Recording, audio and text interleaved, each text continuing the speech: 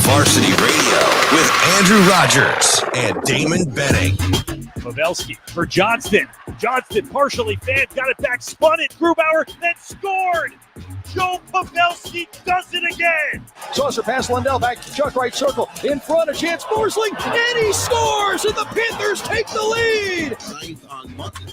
The first pitch to Alex Cole, swung on and hit deep to left, down the line toward the corner, way back, going, and gone! Goodbye! It's a game-winning walk-off home run for Alex Cole. To the lane for DiVincenzo, was off the mark, he dove to get it, saved it, over the head bounce pass up top for Wiggins, zips it to the right side, Steph Curry for three. Everything's coming up Warriors here in the third quarter, 105-78. I was disgusted with my performance, as if I didn't know how to play on both ends. Chris DeMarco showed me some film yesterday. He said, this is the guy I know. So show up that way tomorrow. And, I took that to the heart, and I knew, that I would have to come out and have a good game in order for us to win. And he had a good game, and they did win. It's Coffee and Cream in the morning on Hail Varsity Radio, powered by Currency. Damon Benning, Andrew Rogers, DB, it's Friday. It is Friday, and at some point, if I ever want to be rich, I'm going to start to take my own advice, because that would be an easy way to solve a lot of my problems. Well, can I get rich off of your advice? Yeah, if you listen. All right, I'm listening. 127, 100. What did I tell Brian Edwards yesterday? Oh, yeah, -6. Yeah. Stealing. Yeah, you guys both said that, and I said. And it's not really? only that, and I said 10 plus because it's the Lakers. It's not even so much about what Golden State had to do. It's simply you watch this team enough. They can't stand, and I said this isn't hindsight. They can't stand prosperity. They just weren't going to be dialed in. They stole their game one. They're content. They're Hollywood. That's what they do. They got their doors blown off. Like, it wasn't even close. It was stealing. It was, 40-40 after or halfway through the second. And you felt like the Lakers were working too hard. And then all of a sudden, when the Lakers start to trail, you can see them getting at each other. You like their shot selection? It's why I love the name, because I hate what it represents. They're the biggest front runners ever. I mean, when it's going good, they're fantastic. Mm-hmm. When it's bad, it's like 1, 2, 3 Cancun.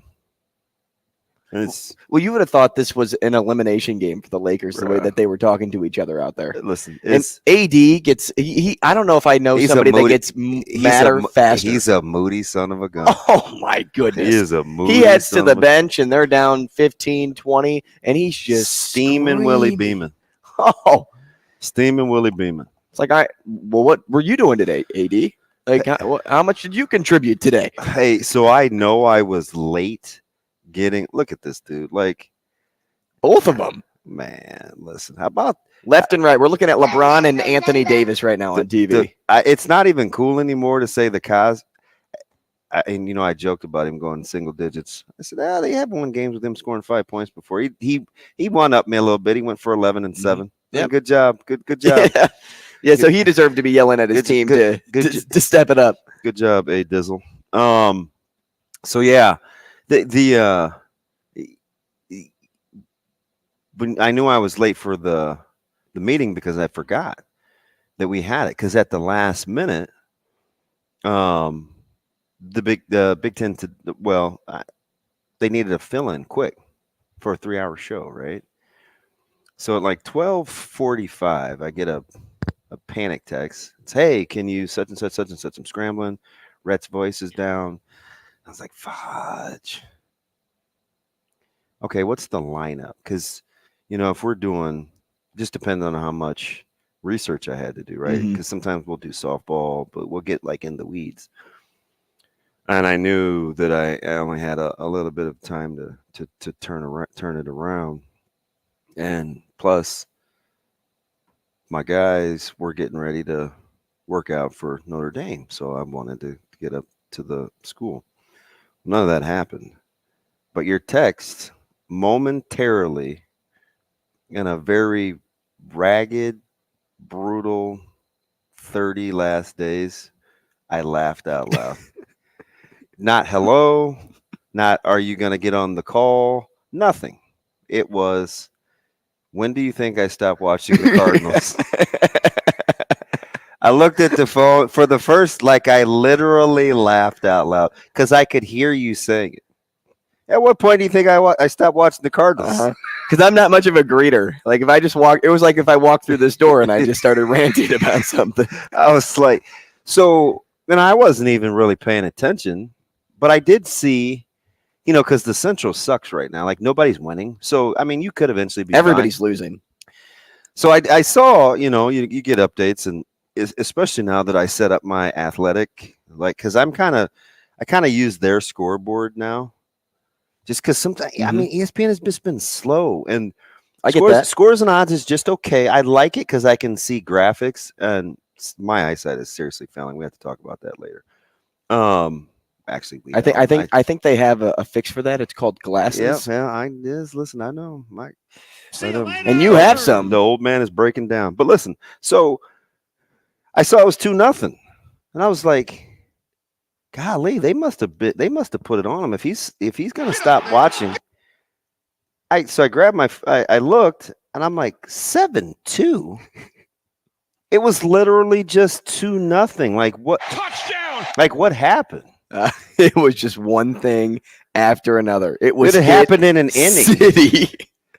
Yeah, an inning and a half. I texted you, and it was 11-2. I couldn't believe it. Flaherty leaves after 2 1/3. I asked you in spring training, were you concerned? Oh, yeah. Mm-hmm. I mean, yeah. But he was pitching well. He was for 4 innings. Yeah. And then, but remember when I said I said he reminds me of, I gave you the AJ Burnett, Kevin Brown reference. When he gets hit, he gets hit. Mm-hmm. He doesn't just like dink and dunk. Like it's like it goes from 0 to 100 quickly. Hey, but if you ask John Mosaic, we have 6 starters. We're good. Okay. We have 6 guys. Jake Woodford comes in. Not to say that anything like went, super far downhill. Yeah, he held it together. But you're down 9 runs at this point. You think you're coming back? And then to top it all off, I tried to encourage you, but to top it all off, I turned the game back on. Just why not live in my own misery? Mm-hmm. So it's about the 5th, I think it's the 6th inning at this point, and they're kind of starting to come back. And we see Nolan Gorman get pulled and Motter come in to pinch hit. And here we go. Everybody's on social media talking about how Ollie Marmol pulls Nolan Gorman for a guy. Like, this is one of the hottest hitters in the lineup right now. You just pull him out of the game with no explanation. The broadcast isn't giving any explanation. Are you kidding me? And you have to wait until the end of the game to hear about his lower back tightness. Yeah. But is he really that hurt? Because he also alluded to the fact that he could play today or tomorrow. So you pull him in that game. You're starting, to drive back down 4 runs at this point. So a lot of decision making that needs to be done on and off the field. I told you 2 weeks ago, a buddy texted me, "You think Ollie Marmol's on the hot seat?" Do you remember when I asked you that? And I'm like, hot seat? We're halfway through May or halfway through April. Yeah. And we're talking about the hot seat. Ollie Marmol's on the hot seat right now. I got to figure out the odds on the first manager to get fired. I want to know what the odds are on the Cardinals to win the World Series at this point. So here's the thing. So is messing around. By the way, I did not watch Unforgettable last night. Did you get some sleep? No. Oh. No. I was really pulling for that ladder. I got up twice in the middle of the night. Don't even really know what I was doing. I felt like, do you ever feel like you can see through your eyelids? Is that weird? Yes, I do. Yeah, it's like sometimes, like when I was younger, and I would whine to my mom about, because I need darkness, everyone, darkness. My mom would say, just close your eyes. And I'm like, it ain't dark, right? Like, I don't know. It just seems like whatever. It's a total DB weird warp thing, but I feel like I want to go turn my fish light tank off, knowing good and well I can't see it through the crack under my door. I was going to say, there's no way that's in your room. It's in my head. That's where all the good stuff happens, right? Mm-hmm. And so I got up, and then did you think you heard something? No. That's what normally happens to me. So it was significantly cooler than the rest of the house. So I think I just walked around for a little bit. And I tried to go back to bed. And I got up again about 4 minutes later. And the dogs never moved. So I was like, oh, I'm cool. Then I just went to the bathroom and then tried to go back to bed. And it didn't work? No. Do you ever get on your phone? No. Okay, good. No, I don't. That would keep you up. No, I don't even. So I believe the whole blue light thing or whatever those studies say, like when you look at I learned this in Wizard Wednesdays, like our mental performance guru on our staff was basically saying why you need to get off your phone at a certain time because he thinks there's something, but I don't know. I'm sure there's data on it. He has data for everything, but so I don't do the phone thing at night, like at all. Well, that's smart. I even take it off the charger. There are some times that I because I used to play video games a ton late into the night when I worked in the news, just because I would get home at 10. My buddies at the time didn't work, so he would play games with me till like 1, 2 in the morning, and then I'd try to go to bed. Because you work later in the day, right? Yeah, because I started my day at 1. See, I think AK's like that, especially now that his kids has gotten older and he doesn't have to get up. He plays video games? No, I think he's on that. A night owl. Yeah, because he watches Unforgettable at 2 a.m. No, I still can't get over how bad that show is, but I'm glad my man Travis is with me that it's a good show. Do you know how I remember it was Travis? This is weird. It's how my mind works because you read in the comment section, Travis is with me. And I called him Travis. I said, Travis, don't call me Hunter.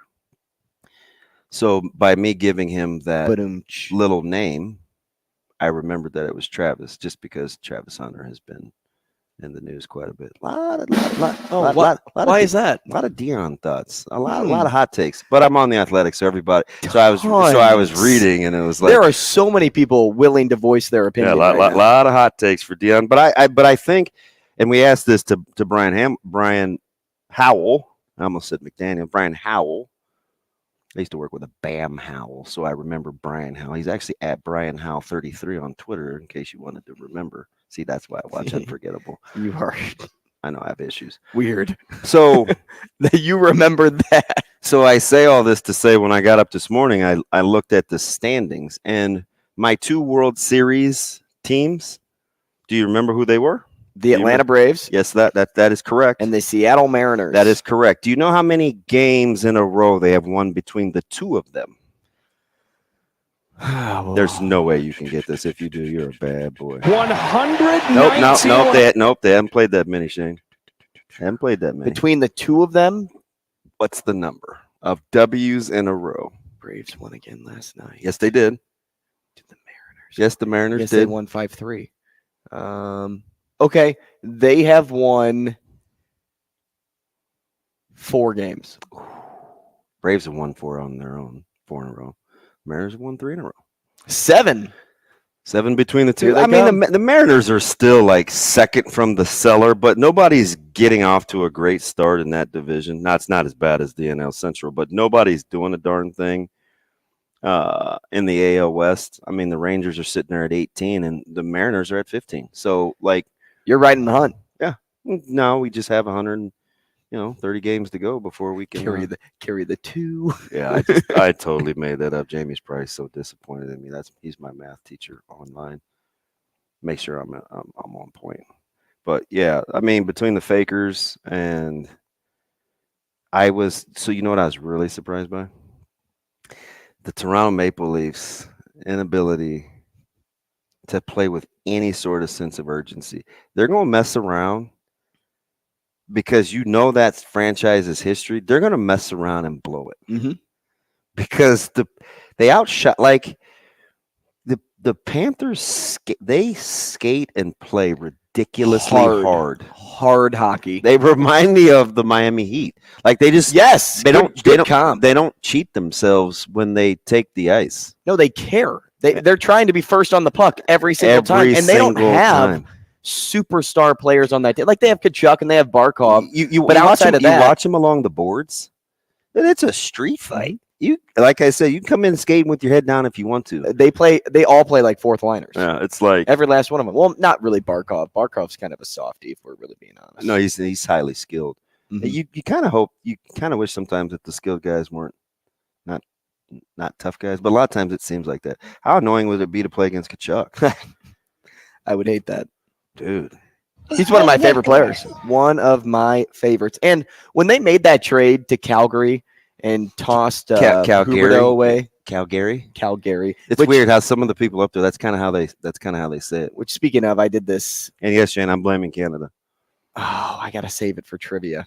My mind is shot, man. I don't know how I'm going to be at trivia. Am I playing against somebody? I'll let you play Sautter, because Sautter will be in at 9. Is he coming here? Is he? Shane? Who knows?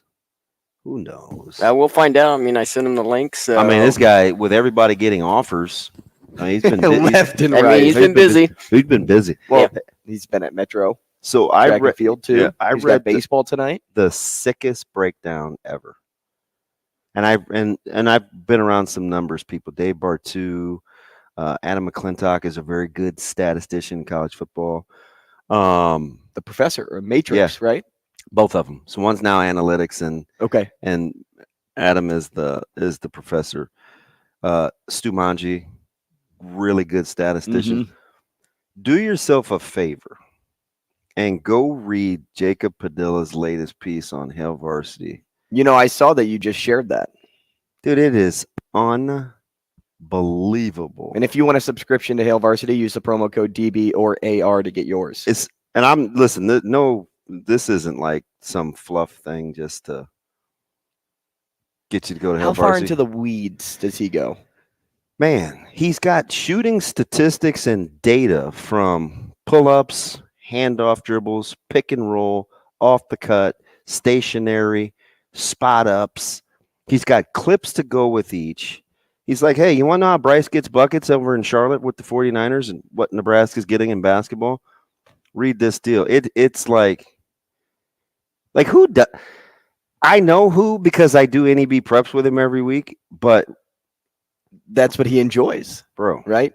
You watch Unforgettable. He watches Bryce's tape. It's unbelievable. Like I sat there and I even turned the shower water on because I knew I was like, I ain't trying to waste a whole bunch of water. So let me go ahead and I made the mistake of getting in there. And 12 minutes later, I felt like the analytics guy and I was coming off a stretch where Caleb asked me last night, he goes, hey, you're good at math, right? And you're like, yes, let's go. I'm like, yeah, I'm okay. What's up? Dude, he's like trying to find angles divided by pi with radiances and something. I thought, I'm like, I knew a radiance once. I don't remember how. You're like, are these hieroglyphics? Bro. Because that's how I would have reacted. He's like, I used the Pythagorean theorem one time. And I felt so bad because he's like, oh, that's okay. I'll go get help tomorrow during the open mod. Like, I felt like a failure. Dude, I'm like, that's some big time math. You also haven't done that math in 25 years. Hey, I didn't have the heart to tell him I couldn't read it because I didn't have any lights on, really, and he writes in pencil. And I was like, and does he scribble? No, he's good fine. handwriting? He's fine. I don't know. He never has homework, so I was kind of shocked. Well, he couldn't figure out that math problem. Dude, he had like 5. He had like school. He had 5 or 6 left. Then they had to for some reason he had to deliver donuts, so he got cracked for that too. Donuts? Yeah, he had to bring donuts. They got team meetings this morning early. Yeah. So he was the one that had to go spend some money. And he's so cheap, right? So it's like he's ridiculously cheap. He's like, do you think a 20 will do it? I don't know, bro. How many people are eating 6? So he came back with a couple of dozen, and I can't remember what it was. And he's like, yeah, I had to use my debit card. Couldn't use cash. So I'm like, you're like, I wish I had a debit card right now. I'm not the one saying. Yeah. See, sorry, not messing with you at all. So anyway, like just remembering numbers, man, I'm encouraged about the World Series because if I get that one right, like you should do something extra special, like set up a parade. Sure thing. I love a parade. If it's Mariners and Braves. No, I know the Braves. We'll parade around the parking lot. I know the Braves were a lot of people's pick to win the World Series. So I'm not that's fine. I'll be with everybody else. But if it's the Mariners somehow. Yeah, I'll have Shane paint the Town Mariner red logo on his chest, and I'll put the Braves logo on my chest. Oh, man. So whose clips are we using this morning that you're in love with? Say it again, my bad. You heard him. I didn't, actually. No, I was Well, talking that was to him. White. That's Coach White. Oh, yeah. That's a good one to start with. I mean, there's man. iron sharpens iron. I hope they're on the recruiting trail because everybody else is. You see all the schools in town? Yeah, you see that In-state? Is that what you're referring to? Because I've seen a lot of Nebraska. Oh, like, are you referring to them on yeah, the recruiting in-state. sale? Yeah, In-state? yes, Okay. yes. I thought you. Yeah, I said who? Yeah, in-state. Yeah, ooh, a lot of schools. Are we going to have any returners this week? Like same coaches, same schools, or no? I can't speak for other schools. I do know that Notre Dame came back twice in 2 days. Now, in their defense, Al Golden isn't their regional guy. He just was in town stopping by, but they sent their guy yesterday. But that's Keep the only name school. fresh. And I can't. I mean, Coach Samanji sent me the list this morning, but Is that? Do you have another trip up to West Side today? at 10, yeah. But so I'm sure. But now you have like multiple stops. You got to hit North. You got to hit Elkhorn North. You got to hit Gretna. You got to hit Bellevue West. You got to hit everybody now. So I had somebody ask me about a middle linebacker at Benson the other day. So I know people are now officially like doing their homework. Yeah, that's true. Very true. It's just highly competitive. And for a first-year staff and a first-year coach, it's going to be daunting. I don't like saying it because Coach and he knows it too. Coach Rule, and he does. That's a good point. He does. He said, and he's so grimy. He's turned it into, we got to give him a reason to come here. Yeah, we can watch this his first year, and I'm like, man, go to war. Like that's how he is. I mean, turn a potential doom and gloom. Maroon 5. It's not always rainbows and butterflies. We'll show him. No doubt to me about that. And I think Mitch Sherman was it Mitch that hit the nail on the head when he said he rarely speaks to recruits through the media, but you got the sense the other day that he was talking to recruits when he's talking about have faith in me and believe in me before it gets going. So I thought that was interesting. What about AD over in Oregon? Like, do you think Nebraska's chance for that is higher than most are giving him? We hadn't talked about him all week. What made you bring him up? I was looking at an article yesterday. I think Athlon Sports tweeted something out of like top 5 players in the portal Nebraska could go after and grab, and he was on there. And I'm like, oh yeah, AD. Like he kind of like slips through the cracks a little bit. Almost, I would think it's because we feel comfortable with the team right now, so we're not itching to get, especially in the secondary, itching to get another addition back there. Yeah, they'll be in the hunt. Well, you're talking about one of the more talented corners to come out of this region. They'll be in the hunt. Town, this city. I think Minnesota, Wisconsin. How about Minnesota coming back around? Offering again after he spurned them the first time. But yeah, lot going on. We'll set up the show when we come back. We have a lot of guests to get to, some new faces. The Kentucky Derby is this weekend, so we will talk. Big A. So stick around. Coffee and Cream. Rogers and Benning will be back in 5 minutes.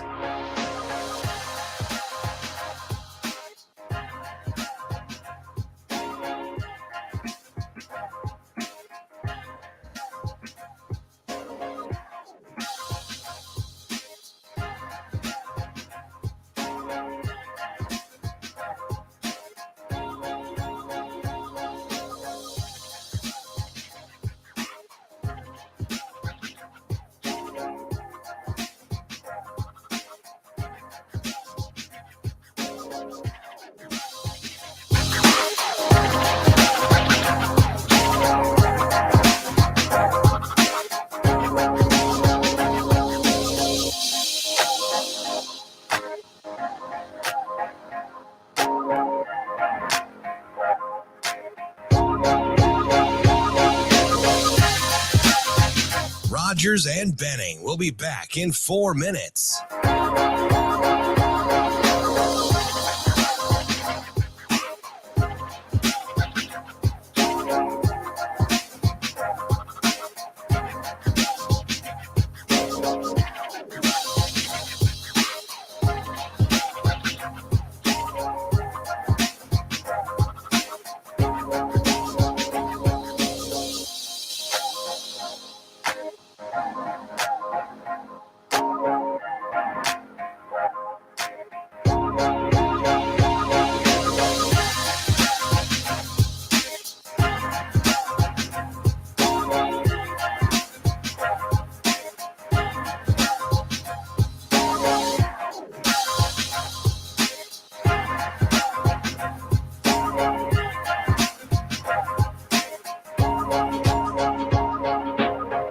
Rogers and Benning will be back in 3 minutes.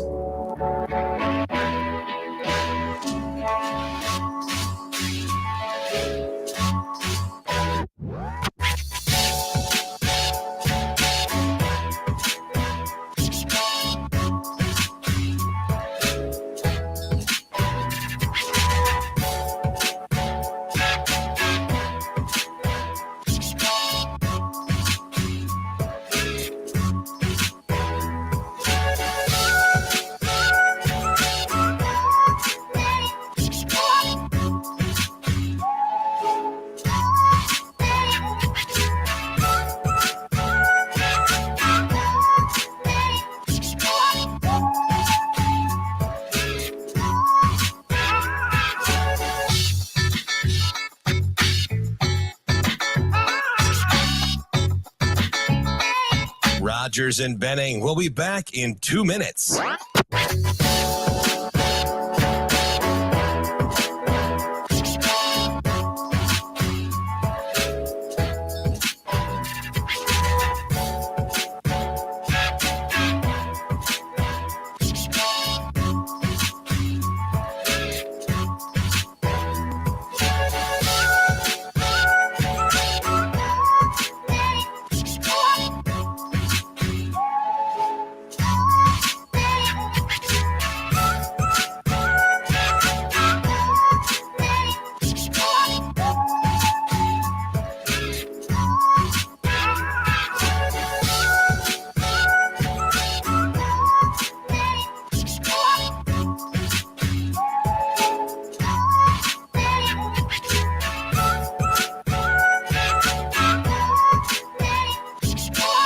Rogers and Benning will be back in 1 minute.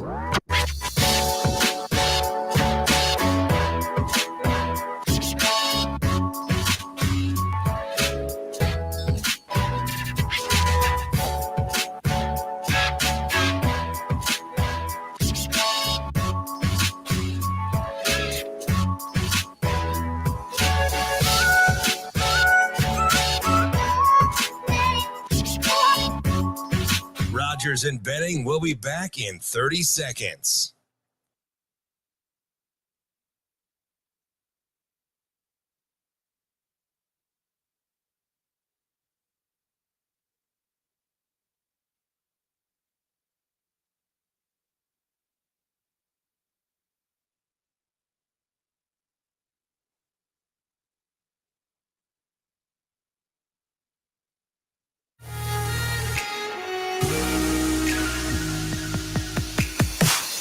Coffee and Cream with Rogers and Benning on Hail Varsity Radio.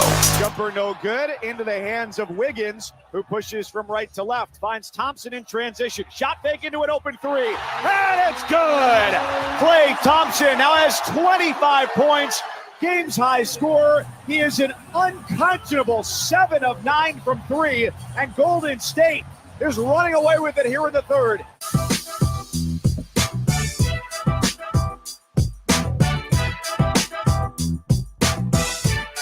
Well, DB, you said it just before the clip. How predictable are the Lakers? And you would know because you watch them every single time that you can. At least maybe do you watch every game? That doesn't give me any wiggle room, but quite a bit. But since they play so late, it probably helps. And I actually like the NBA. as you very well know. So I don't watch anything else except bad series. And that's usually at off. Are we talking about bad playoff series or bad Netflix shows? at off-peak hours. So That's funny. It is. I watch a lot. I watched Nebraska Northwestern softball the other day. So it's just like whatever. Nebraska's and Northwestern, both Northwestern very good programs. Way good. They're way good. So that was potentially going to be a big series in Nebraska. I wouldn't say laid an egg because it was at Evanston. But I didn't realize their softball field, again, this is just dumb, but I'm pulling my best unforgettable memorizing how the field looked. It's right next to like a grass practice field, and I could see a couple goalposts just to the north of the softball field. And I'm like, they have a beautiful facility. It overlooks the water. Like where is that in proximity? Because it doesn't look like a nice place to practice. Okay. But it was right by the softball field. So I was like, maybe that's like their outdoor deal, because remember this week, Nebraska made the announcement that they're tearing up the turf and they're laying grass on the practice fields. And Coach Rule said something about that a couple months ago. So we kind of knew it was coming, but I forgot about it because I don't pay attention to what's grass and what isn't. How much of an impact does that actually have? Like according to him, yeah, like 17.9% injury. I'm close to what he told me. It was a month ago. So like injury saver is what you're saying. Yes. You know, he's a big studies show. I'm like, oh my gosh, this dude is so in the weeds. It's sickening and encouraging at the same time. Yes, sir. Not Coach McGuire, Coach Rule. So like his philosophy on the grass versus turf is wear and tear over time. So that's one of those things. I think I can say this. That's one of those things we were talking about, not being a victim of the past, but understanding it and wanting to do things a little bit different to move the program forward. That's one of those things where I think he goes to the athletic department or some of the bigwigs to get things done, and you want a yes and like right away, a day or two, and it may take like a week or two, and a half. and you're like, and how'd you forget about this? And he's thinking like, what is taking so long, right? But they found a way to get it done, and they're ripping that bad boy up and landing it this and week. the cool thing about that is like he had to learn how this athletic department operates. And at the same time, the athletic department had to learn how Coach Rule likes to operate. And you knew there's going to be some changes. Yeah, there's going to be growing pains. But you're like budgeting for things not yet seen. So athletic department budgets don't usually work like that. Like you have a budget. That's why they're called you have to stick budgets. to it. But I'm sure you give yourself, especially as smart as like the Ewald and some of these guys are, but you know, when you bring a Padden on staff and a Dr. Elsa and that non-support staff that has big ideas on what's worked before in the past, some things are going to come up that you did not think of that weren't in the budget. And how about the sprinkler bill now? You think that's gonna be attributed to the budget? So I'm a short natural grass guy. I think it's pretty. I know that's weird. That sounds not very football-y, but I would actually say that sounds manly because people care about their lawns. I think aesthetically, but I don't know enough. I mean, I hear data, and then there were all these refuted reports, and then there's new data. I don't know if it's significant with injuries, but I trust whomever's doing the studies, I guess. But I prefer really, really short natural grass, and he'll take it all the way down to guys just landing on different surfaces. Well, yeah, it's softer on the body because you have more give. But it seems like some of these new turfs, like synthetic or artificial, are really, really good. And they are, because you wouldn't be playing on stuff like that if they weren't. Right. So I don't know. Like I'll be excited. I forgot I forgot a piece of memorabilia. I left it in the booth. during the spring game? Yeah, so I have to go grab it at some piece point. of memorabilia. Can I guess? Somebody wanted something signed by Coach Solich. Oh, okay. So I was going to guess a Coach Solich item, but I thought it was going to be for you. No, I don't have it. I got a couple things. I got Mark Richt. I got Julius Peppers. I have Vince Carter. You have your people that you looked up to.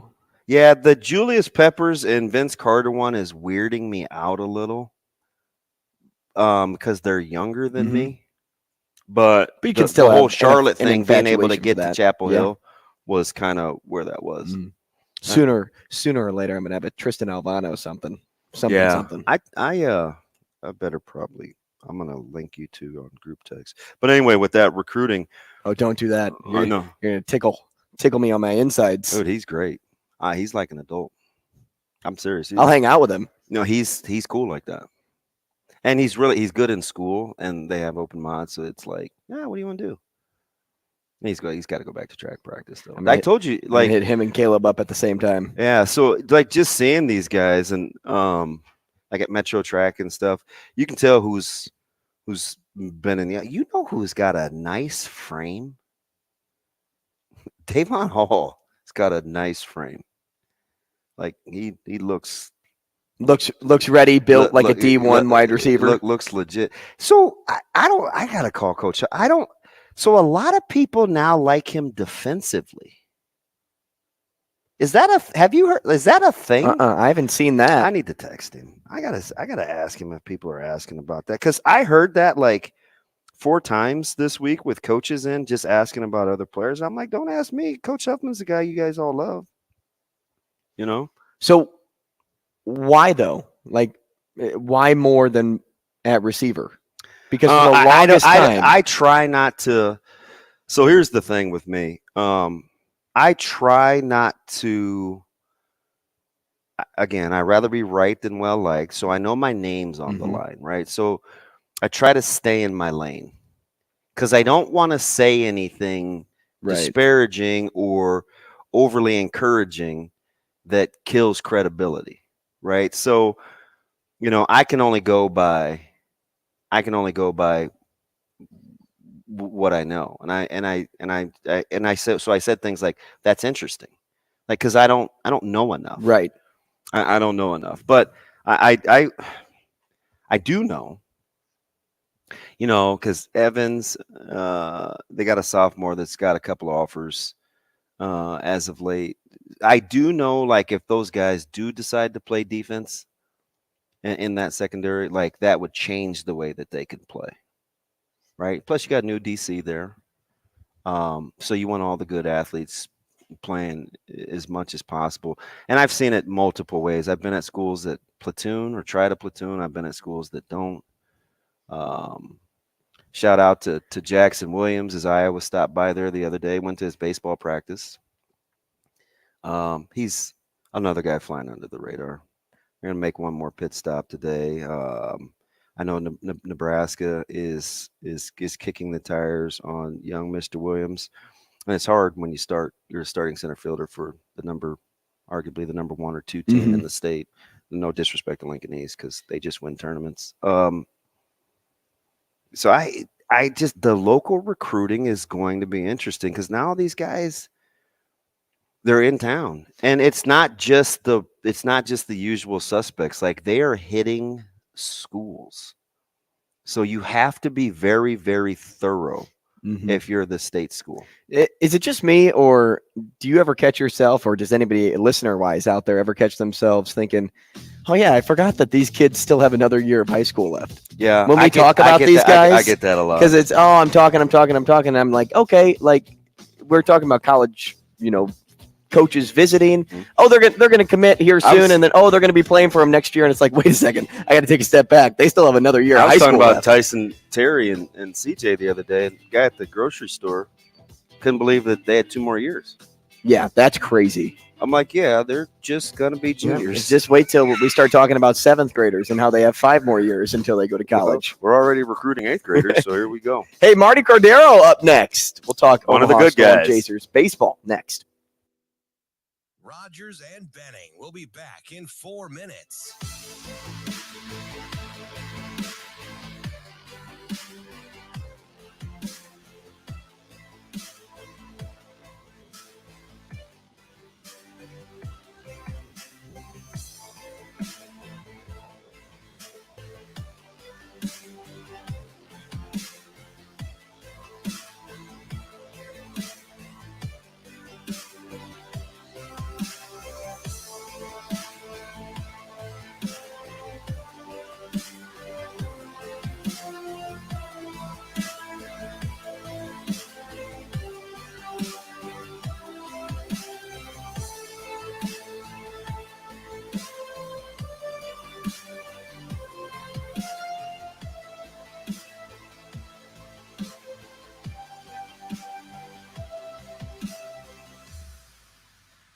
Rogers and Benning will be back in 3 minutes.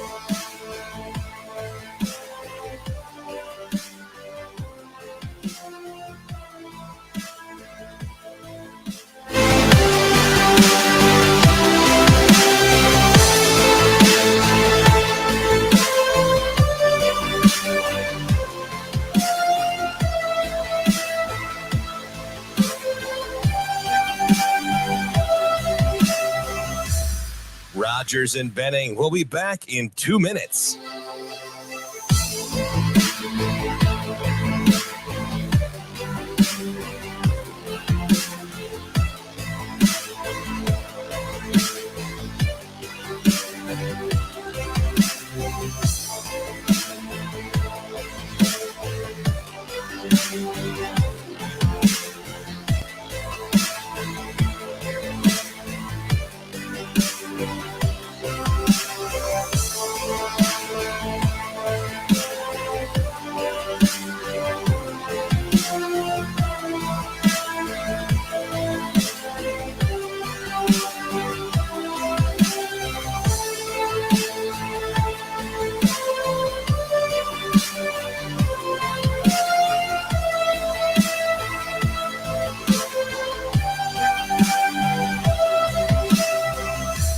Rogers and Benning will be back in 1 minute.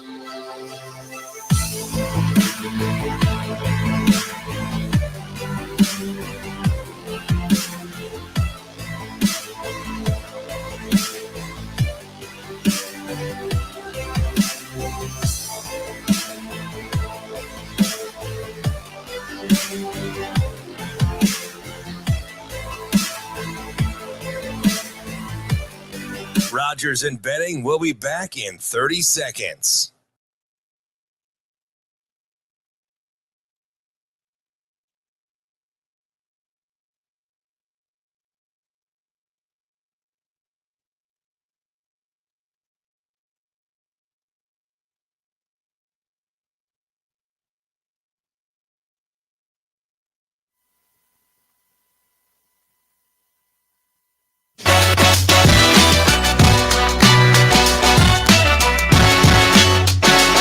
Coffee and Cream with Rogers and Benning on Hail Varsity Radio.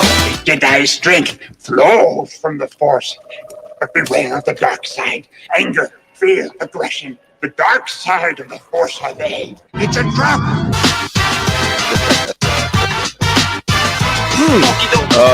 I thought we got all of those out yesterday. No, he's perhaps, he is the president by name, and he may be the president of this fan club. Although Cooper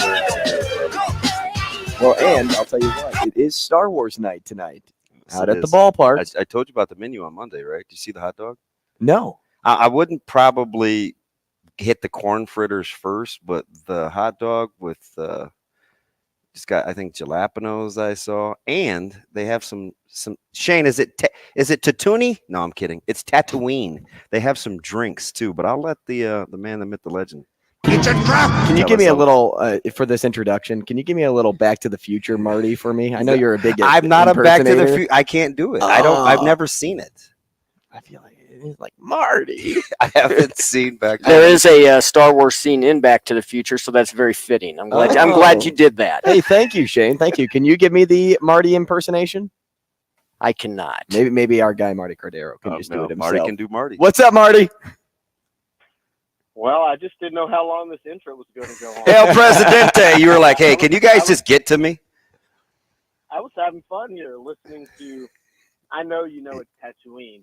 I'm glad you saved yourself there. Tatooine. That's not it. So, do you realize this is kind of embarrassing, but I would consider you a P1. Once upon a time, I had Shane explain to me the difference between the planets and the moons and what was actually going on. But do you know the movie that I actually figured it out, Marty? Which movie do you think? Here's your Star Wars trivia. In your opinion, what movie do you best explained that whole phenomenon of the constellation?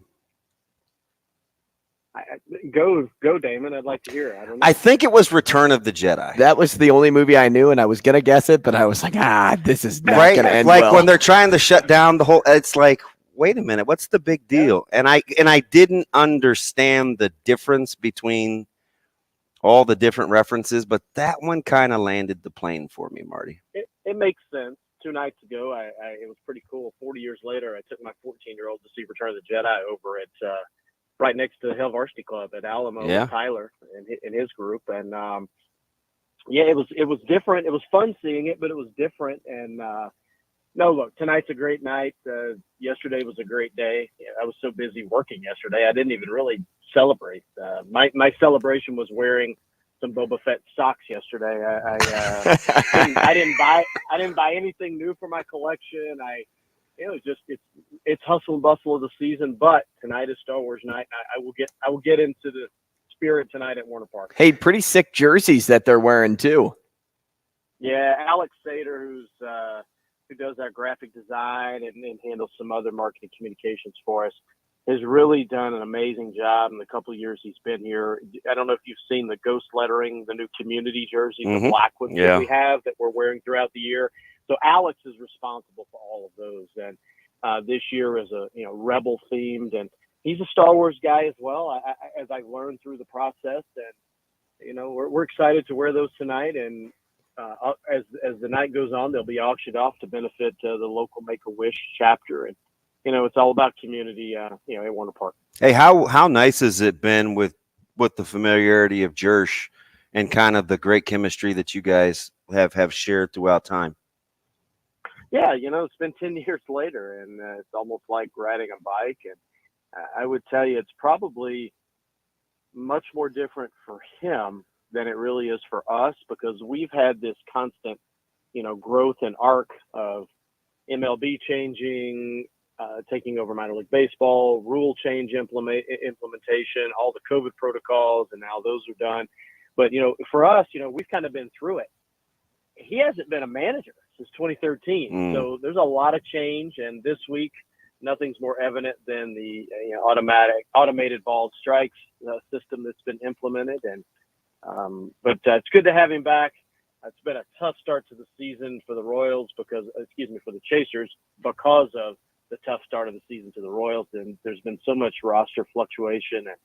And we're hoping for a little bit of continuity and consistency, because our club here is much better than the record indicates from a talent perspective. But, when you're throwing a different lineup out every day, and your pitchers can only throw so many, either so many innings or so many pitches, because they have to be ready to be on the shuttle down to Kansas City.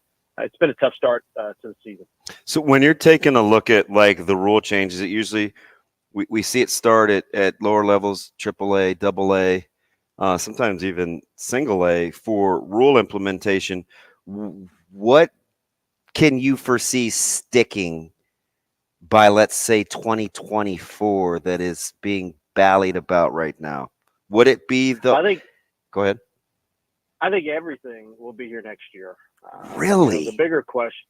I do. As far as what we're doing, I honestly, I've paid enough attention at our level to know what's going on, but not really be totally in tune. So I don't know anything that's going on below the lower levels. And, I'm not a huge fan of ABS. I would tell you the first couple of nights, there were balls fairly significantly off the plate that were called strikes. They were balls, and some vice versa. Beginning tonight, there'll be a challenge. Each team has 3 challenges, so I'm anxious to see how that works. I can't really explain it because it hasn't happened. So the back 3 games of each series, each team gets 3 challenges. So we'll see. We'll see if that creates any excitement. It's interesting to me because the one thing that's been constant since I've been in minor league baseball since '99 on a video board is we can't show anything that is close. We can't show anything on the base pass, anything that may and I'm using air quotes, incite the fans. I'm like, incite fans at a minor league game? Come on, what business do they think we're running? However, now we're going to have challenges that are dictated, by our new rules, which is a little counter to what we've always not been able to do. But okay, so that's different. The bases, I think, have created a little bit more excitement, more stolen bases, runs. And probably the biggest issue I have is still the shot clock. And DB, and Shane knows, I've talked about that, for years in the media. And my issue isn't the fact that we have it with the program, but we were set up at 19 seconds in between pitches with no one on base and with runners on 26 seconds. And we've had it at the AAA level since 2015. But instead of enforcing it, and I'm talking about 5, 6, or 7 or less a year enforcements of it. They started enforcing it last year, but they reduced the time to 14 seconds to 19 seconds. And what it's done on April 19th, when we had 5,500 school kids out for All About Kids Day, we had a 2-hour and 11-minute game. They got off the bus, got to their seat, ate their lunch, and got back on the bus. I mean, 2 hours and 11 minutes that's not a paced game. That's a rushed game. That's way faster than anyone would anticipate. We had an hour and 56-minute game last year. That's crazy. I just wish that I wish we could have enforced what we had for 6 years. And then secondarily, I wish that they would have asked us what our observations and our experiences were last year when they did enforce it with the lesser times before they went full bore at the big leagues. But alas, there really wasn't a conversation of, how impactful was this, in the minors. And, I think the communication can still grow and be a little bit better. Right. So what I'm understanding you saying here, Marty, is that you're not mad he about... loves his relationship yeah, with MLB. Exactly. You're not mad about the game being faster, but you're worried about it being too fast. Like forced. An extreme fast. It's paced versus rushed. Right. Those are different things. Those are dramatically different things. And as a pitcher, and you guys know baseball enough or have played, there's a difference between being absolutely. paced and being on the mound. And think about the playoffs. We haven't heard a lot about playoffs, but do you think there's going to be any more 9, 10, 11, 12 pitch, 4, 5, 6 minute epic at bats? No, there won't be. If we continue with these rules into the playoffs, and that's not something that people are talking about. And that a pitcher stepping off the mound, a batter stepping out, runner on second, tie game, or down by 1, bottom 8, top 9. I mean, there's nothing like playoff baseball. Yeah, you won't be able to collect yourself. And so those are some of my concerns. And I would go back to the comment you made. Absolutely, we have great relationships with the folks that are in New York. Those were relationships that weren't there in 2021. They are growing. I just get uncomfortable with how some of the rules have been rolled out. But our baseball ops staff and our game ops staff have done an amazing job of following protocols, and we'll continue to do that. But being someone that's been in the game for a while, since '96 and minor league baseball since '99. They're just concerned that we're moving a little too quickly with some of the implementations without asking what some of the experiences have been. That's all. Pedro Baez, having been a fan of his when he was a Dodger, now he's the Astros problem. I mean, taking 6 days to pitch was driving me crazy. MC, let me ask you, though, because you wear 15 different hats. Union Omaha, obviously. They've got Greenville. You've got Madison coming up here. How are you pulling this off, knowing you're really trying to get Union Omaha to get their own home? I mean, you're all over the place casting visions. Are we really going to be up against the break, Shane? My bad. I'm sorry. Marty, can we hold you, Marty? Can we keep you through the break, Marty? Yeah, go ahead. Are you sure? I don't. Well, you can tell me no if you want to. No, go for it. Yeah. I'll answer. Yeah. Let hold. I want to talk soccer because I'm sitting next to a soccer guy too. So let's double dip here if we can. All right, Marty, hang on for us. We'll be back in about what, Shane? 3-4 minutes. He said that'd be correct. All right. Thanks, Perez. We have Martie Cordaro on hold. We will come back with him. More coffee and cream next. Rogers and Benning will be back in 4 minutes.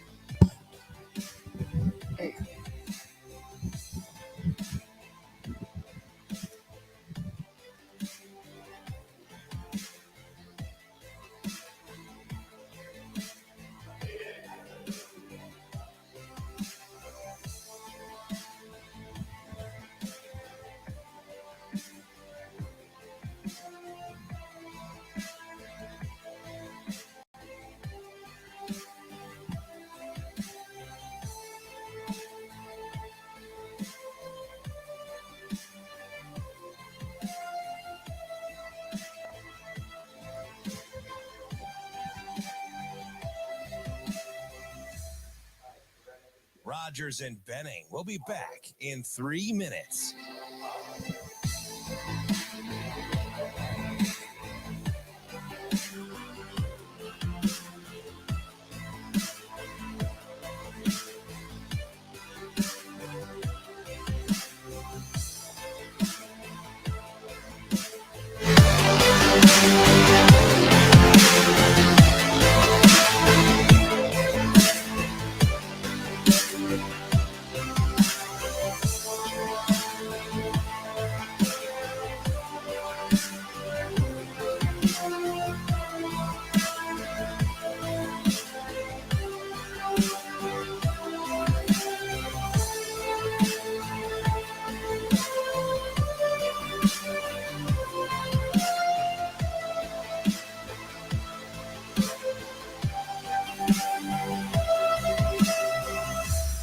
Rogers and Benning will be back in 2 minutes.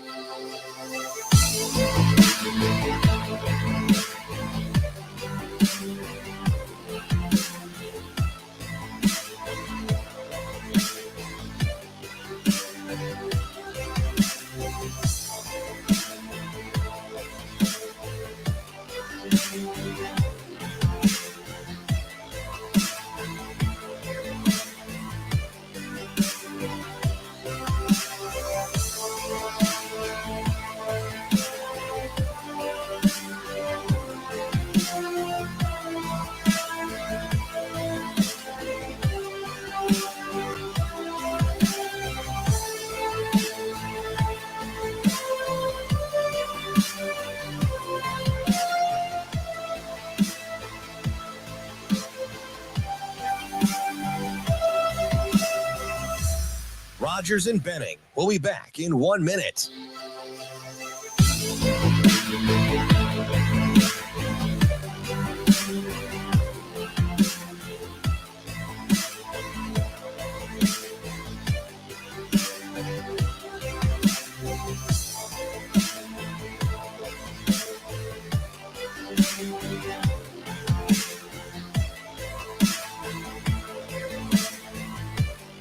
Rogers and Benning will be back in 30 seconds.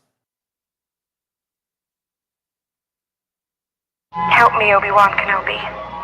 You're my only hope.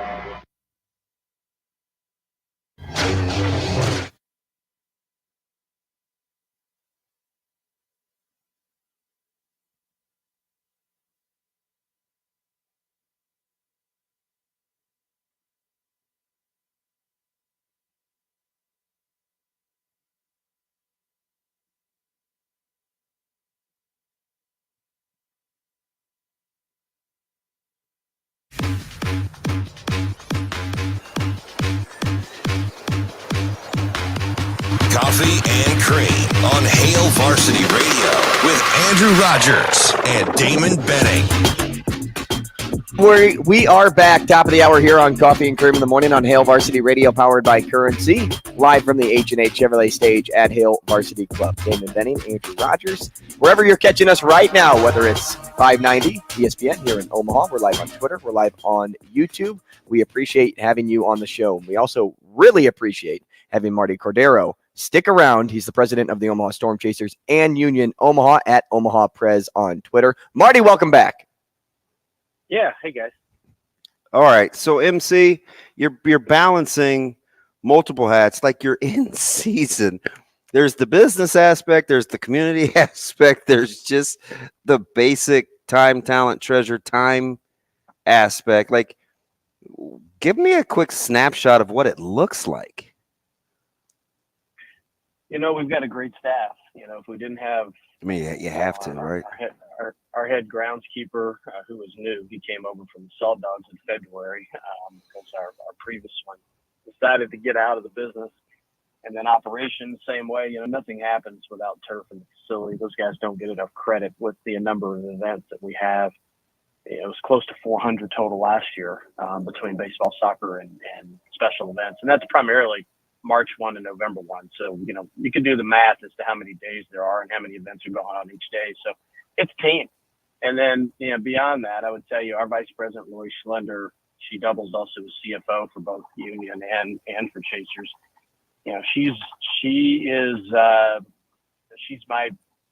We work hand in hand. We work together full time since March of 2008.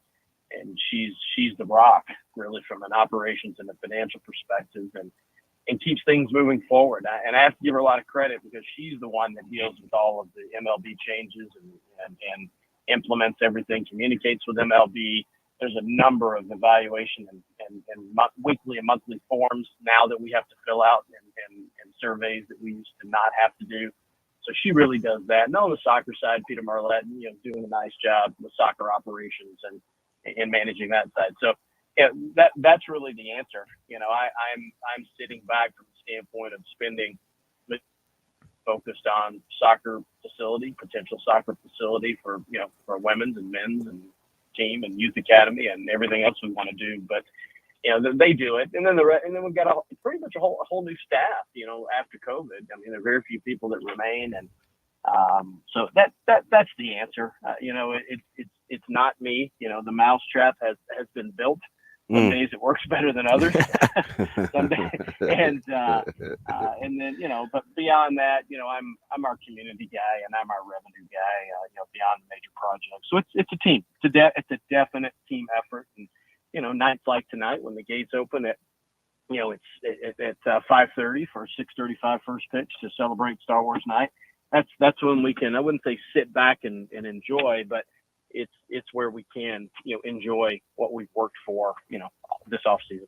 How do the Thanks, Shane. Martie, how do the athletes respond to playing on like the same field and knowing that you have a great staff put together and you have a really good groundskeeping staff too, but how do they respond with playing on the same field? Like, are there always just positive vibes? Is there ever like a negative, soccer, tore up the field here, or baseball tore up the field here, or anything like that? Do you ever run into any issues? I've been always curious about the aspect of sharing a field.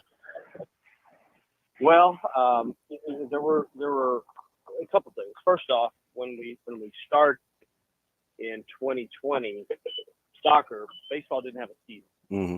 But it made it, I wouldn't say easy, but it was fairly easy to have that year and just go through that. So 21 was really the first.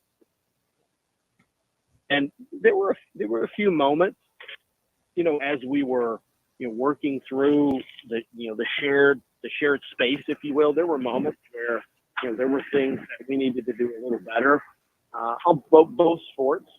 But I guess the way I'd answer it ultimately, it's a baseball stadium.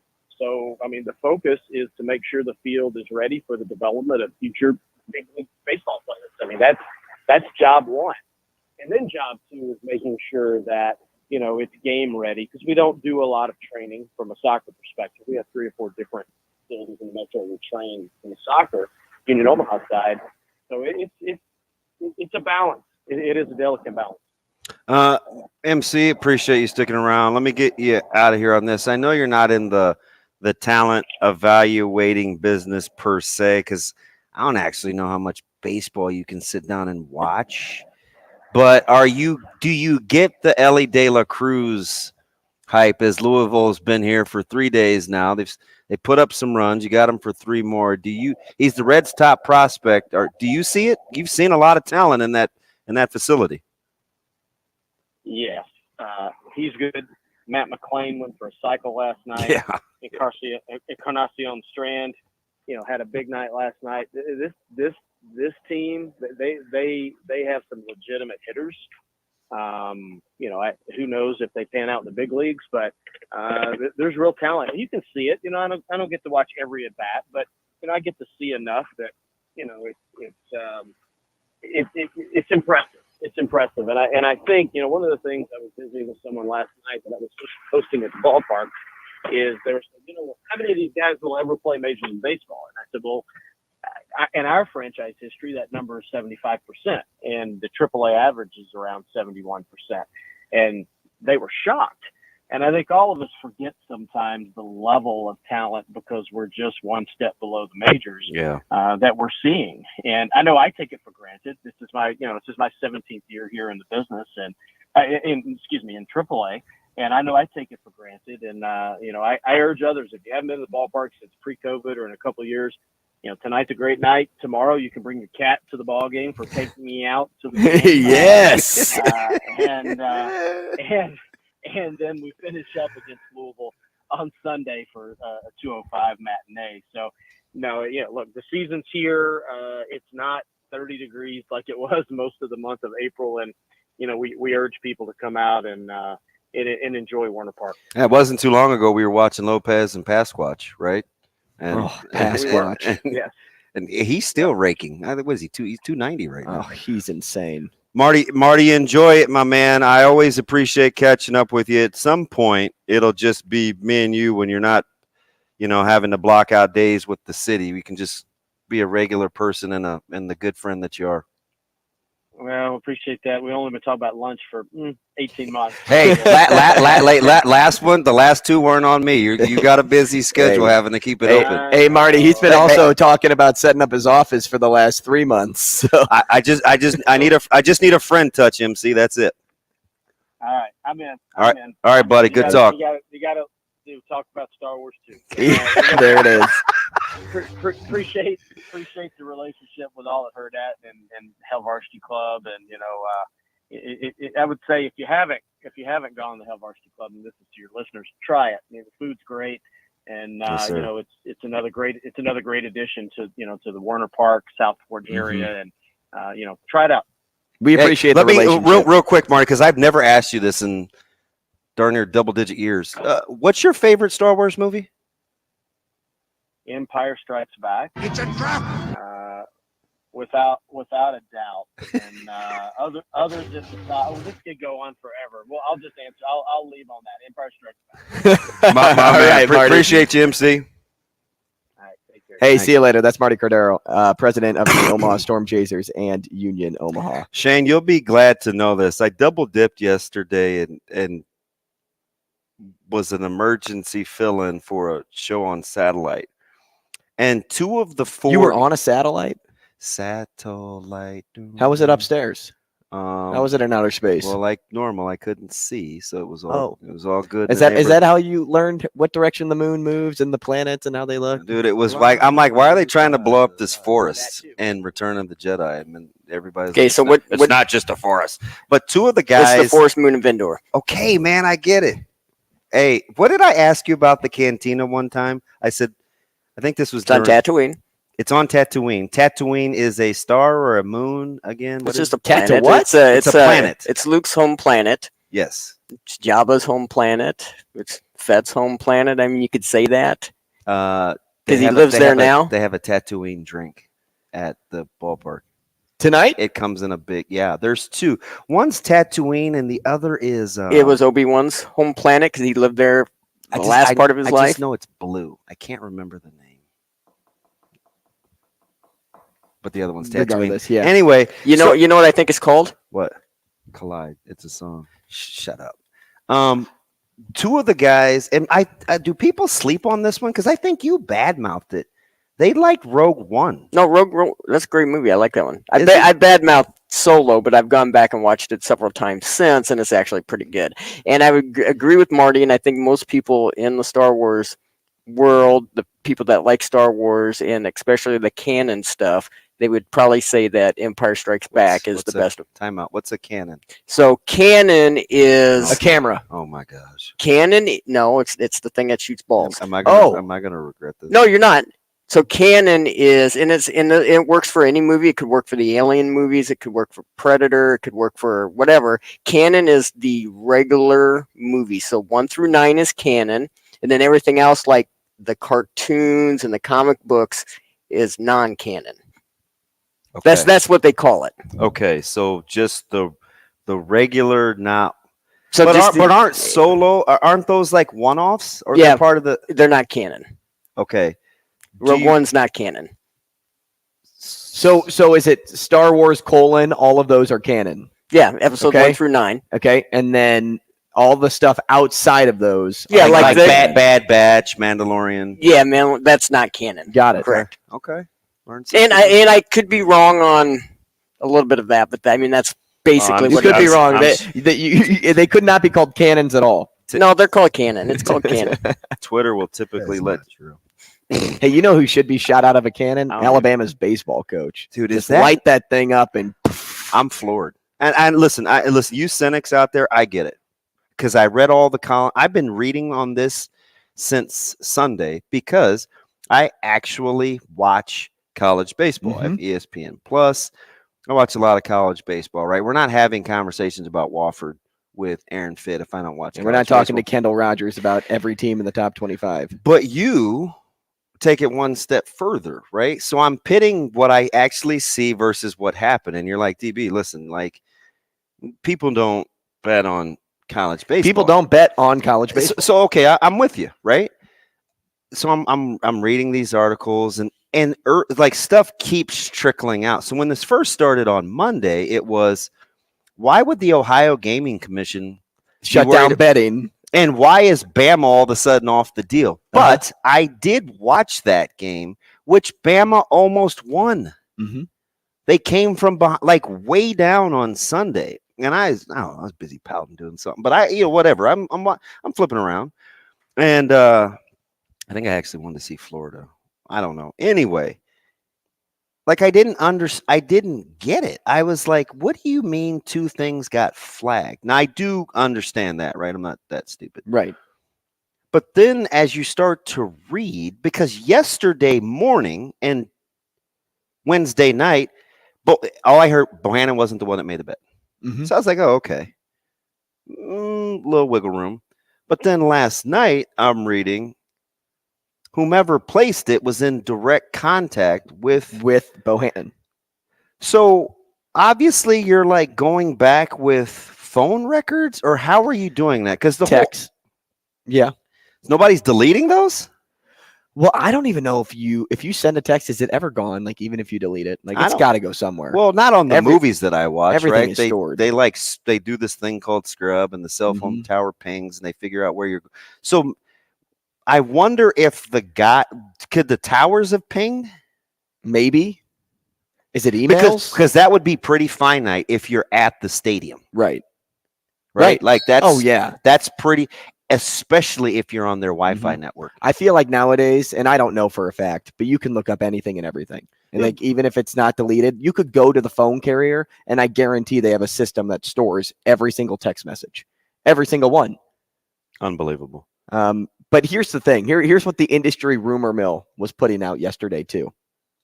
And as I told DB, no one bets on regular season baseball all that much. When College World Series comes around, people bet on it. But during the regular season, it's minimal bets. It's not thousands of dollars people are placing. So that altogether flagged everybody to think, wow, somebody's literally going to bet. Do you believe the rumors? The rumor that of 20 to 25 or whatever it was? I do. I don't know why else something would get flagged if it was a $50 bet. Like nobody would have flagged that. No one would have flagged a $100 bet. Because you're betting $100 on minus 275. What are you taking home? Not that much. So that's they were right. Almost 3 to 1. So I believe it was LSU. something like 275. Okay. So the original bet was trying to be $250K. Pardon? That was what the rumor mill has going. That it was supposed to be $250K. Well, they didn't accept the bet. They only accepted up to $20K. So they placed $20K on two. One was a parlay. Mm-hmm. One was wrapped in something. The other was just straight up. Right? So you are set to make on a $20K bet at 275 odds, $7,200. Do you know how much Bohannon made as the head coach at Alabama? Now, he didn't place a bet, and I don't know if he was taking shares of winnings. All those details still have yet to come out. He was six figures. $450K. Yeah. So you tossed away $450K to give your although they hadn't been to the advice in Ohio NCAAs since what, 18, 17? Mm-hmm. Okay. Yep. Okay. But they've had like 20 to 30 players drafted or something. Maybe it was 40 I was players reading. drafted. I was memorizing all those numbers. I just that's a rumor. That's just the industry rumor mill going. Rumor has it. We can't even play that, can we, Shane? But let me tell you this. FanDuel didn't take a single bet on that game. Talk to Bill. Okay? He gets stuff done. FanDuel didn't take a single bet on that game. DraftKings and other sports books reported minimal betting on that game. No large wagers, though. Idiot. I mean, you're looking at him like stupid. What are you doing? Oh, boy. Idiot. Brandon said with everything being shared in the cloud, it wouldn't be surprising if they had text records. Oh, and he also knows. See, I need to read the comments more. Shane, get me hooked up with the comments. It's called the Mo Greedo. Mo Greedo. Oh, that's a nice little play on words. Of what? Whiskey sour? Mojito. Oh. Which, by the way, saw the fiance with the pub. Oh, yeah. They put her in a polo. Mm-hmm. Yeah, she's not much of a polo gal. It caught me off guard. Mm-hmm. But she was holding mint juleps. Again, I mean, knock yourself out if you're a julep guy or gal. I feel like if I'm drinking a mint julep, I have to be on the grounds at Churchill Downs. Why would you take 4 or 5 minutes to make a drink? A drink? Mojito. Mojito. You used to be a big Greedo fan, right, Shane? You wouldn't spend 4 or 5 minutes just to make a drink? No. I mean, there's kind of an art to it. There's kind of a joy to you know it. how long my drinks take me? About 5 10 seconds. And that's time to get the ice. You're just putting ice in a glass. Yeah, that's pouring it right over. That's about it. Well, I will say this: do that, do it your way, and then while you're drinking that one for 5 minutes, make a nice one. I will say this: 5 minutes. I thought I thought you've been nuts for the past 6 months, 8 months that I've known you. Okay. Like seeing you drink. We get drinks after the show sometimes, and you just drink literally nothing in a glass, but whatever it is, clear alcohol. Yeah, whatever right? it is. Yeah. And so after the show, earlier this week, you were like, "Hey, let's go watch X and Y game," and I'm like, "Okay." And so we got a drink, and they made me a drink similar to what you like, because I just said, "Oh, make me whatever."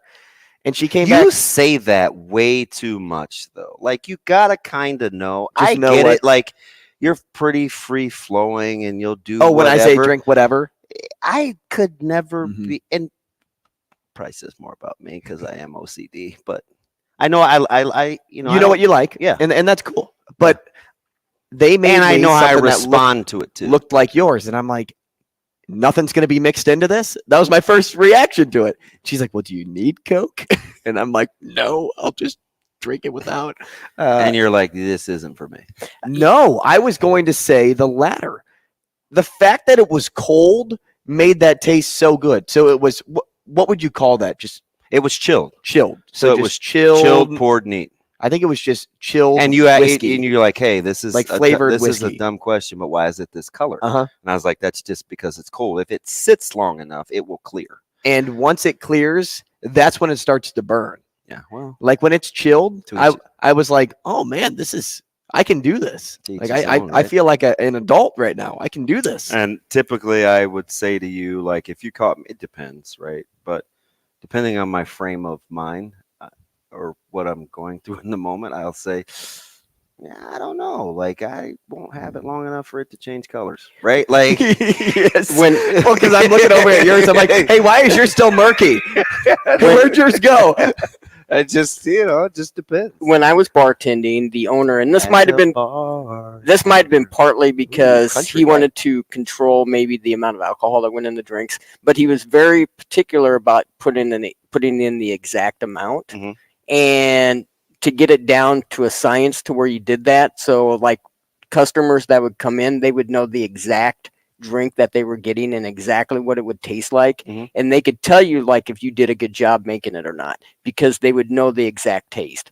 So that's part of the like spending like 5 minutes behind making something, and that you did a good job and you know exactly what it is that you got instead of just dumping it all in. I like full disclosure, like and I love him, but when I lost my brother a couple years ago, it was super unexpected. One of the things that I would tell myself, right, like you're having a moment. This is kind of dumb, but like he's the one that he had very high-end taste. Watches, clothes, glasses, fashion, very high-end taste. And when I first came back from college and we started getting along really well, we would go like have a drink. He'd say, hey, let's go to M's or somewhere like that. And so M's had what's called vodka fusion. It's basically just fruit, which I love, right? The bulk of my grocery bill, if it's not meat or cheese, it is fruit. And I'm like, oh my gosh, why are those strawberries almost white? And my brother was kind of educating me. He's like, oh, it's an infusion, whatever. And so I jokingly blame him that my palate is what it is, because after that, like I just can't really go back to red strawberries, mixed drinks, because this is not what I was used to. He taught me the difference in vodkas. I'm very particular, like Chopin or whatever. You know your brands. Yeah, I'm very, and it's all because that was kind of in food, right? He taught me a lot about food. Well, if he dressed high end, I bet everything he did in life was high end, like his drinks, his food. Yeah, he was. Yeah. Did he have a good car? Oh yeah. Yeah. Yeah. He liked the finer things in life, which is cool. Yeah, he had the one up from me. I had to get the smaller, cheap little Passat. He had the sedan. Oh, I thought you were going to be like, I had this normal car with a roof. He had a convertible. So I've come by it honestly. So when I watch like people make these drinks in mixology, it's I'm like, God, that's a lot of work. Well, it's also a cool skill. Oh well, everybody will take part, and tomorrow. Everybody kind of has a weird skill. I feel like no matter who you are, you have a skill that most other people can't do. Mine is being able to turn brown grass green. I have a particular... That's sweet. Can you do that in my backyard? I got a particular set of skills. I got a particular set of skills. Oh, Lord. We'll be back after the break. Rogers and Benning will be back in 5 minutes.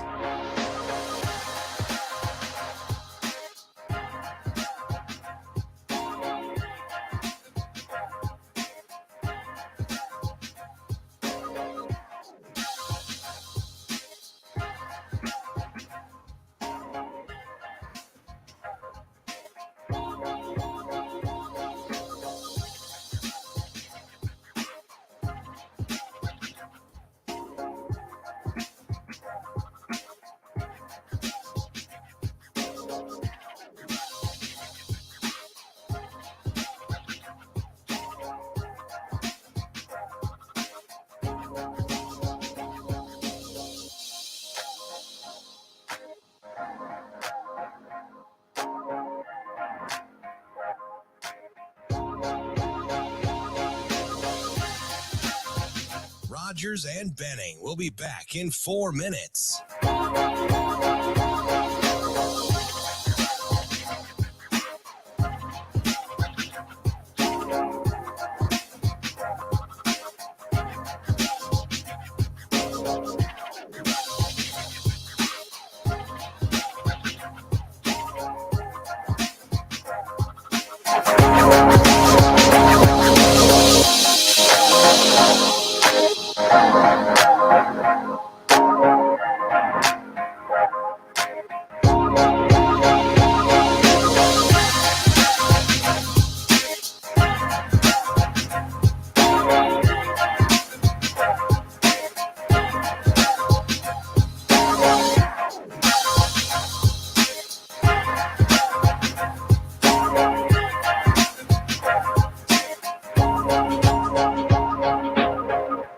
Rogers and Benning will be back in 3 minutes.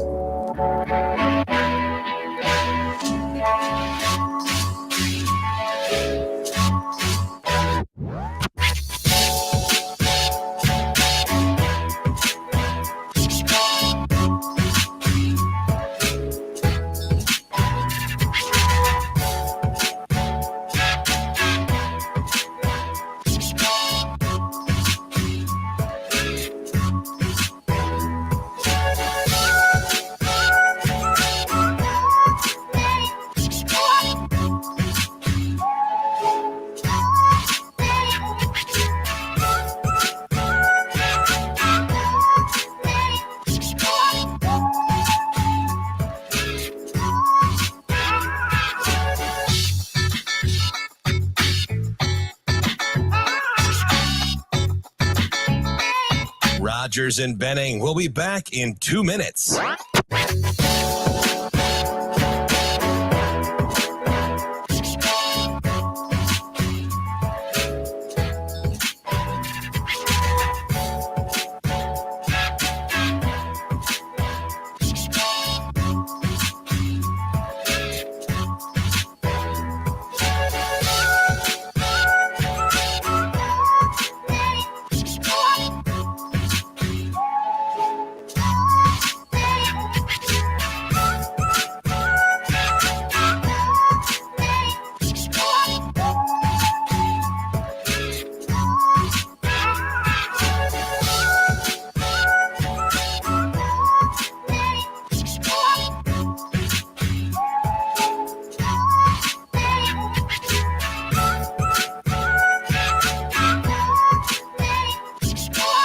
Rogers and Benning will be back in 1 minute.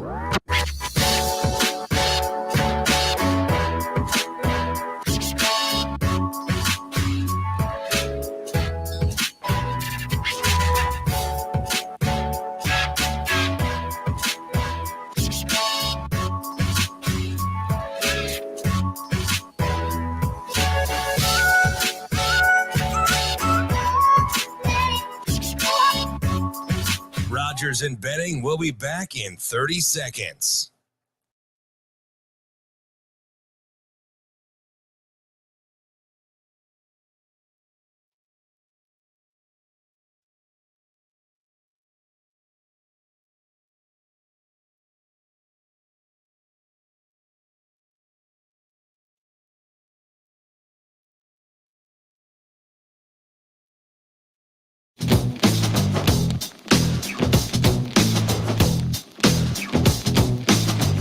Coffee and Cream with Rogers and Benning on Hail Varsity Radio.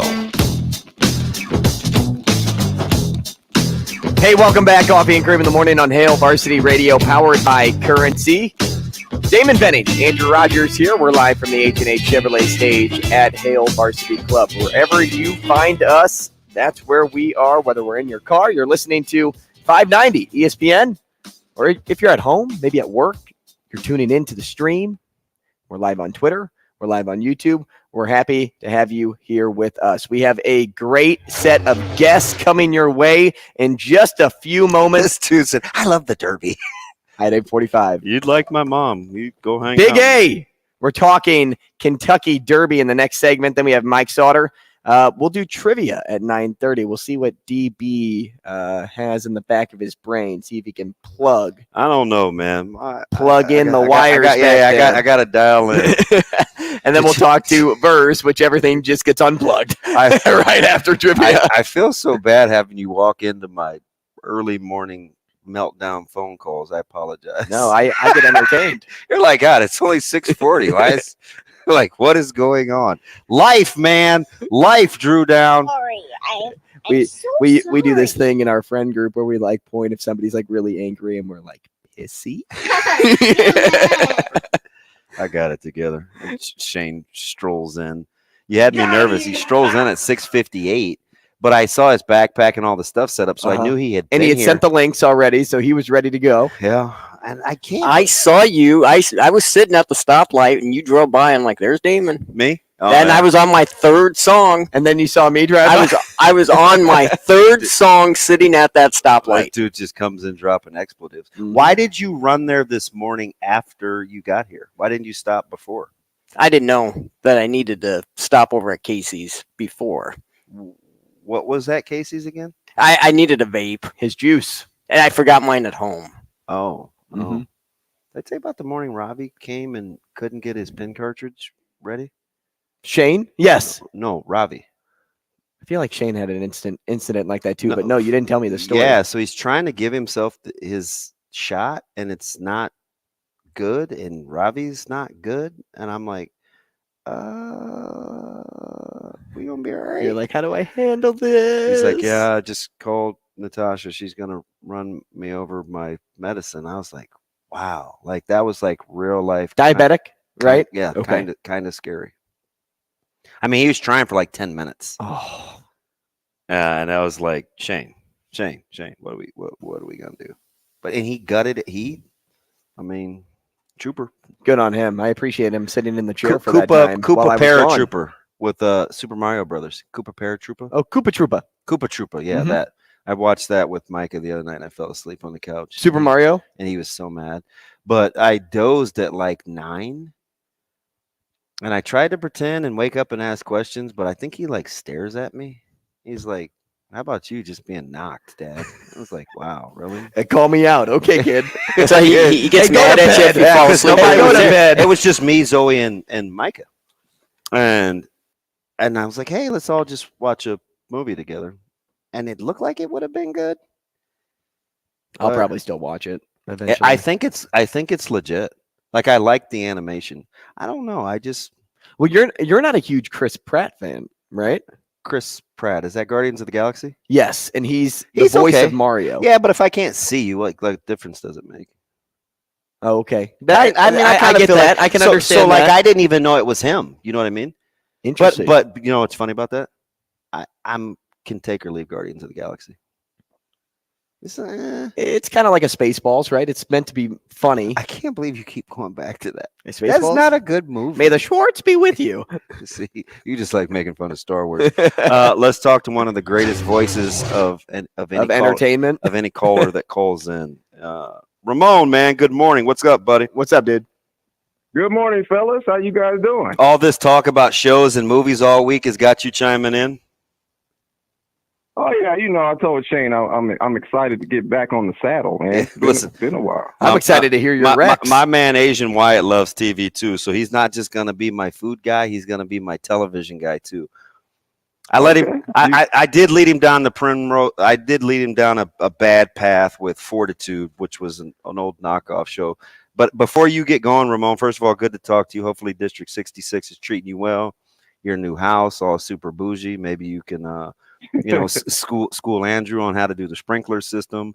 But hey, have you seen or heard of Unforgettable?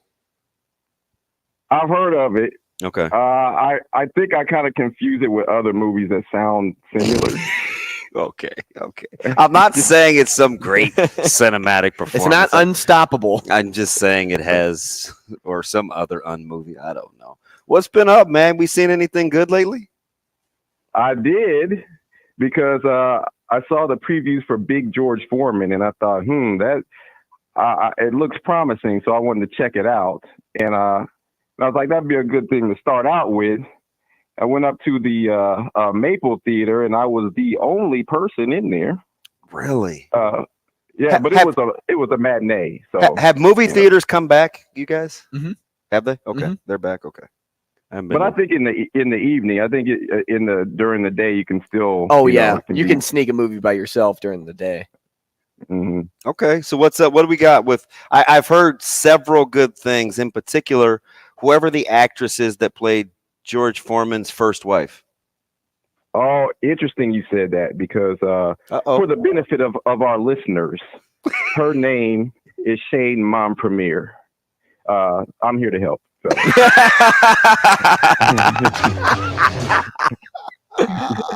Hey, have you seen or at least looked into the movie Air?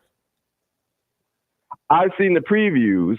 One thing that they said about it, because Matt Damon is one of the main actors in it, but they said they did not depict Michael Jordan in the movie, and their whole rationale was that he's too famous and too big time, and that if they depicted him, it would just mess it up. And I just disagree with that. I feel like it's kind of a tease. Like, I want to see someone portray him. So how do I spell Shane? Is it Shane? I know. I started looking it up. I was trying to find it. Shein, but she also goes by Shayna, but then it went to Shane. Okay. So yes. Oh, Mom Premier. Yes, okay. So yeah, she's apparently a phenom. Is that true? I got that impression. I appreciated her artistry. Oh, come on, Shane. Stop it. All right, so what do we think?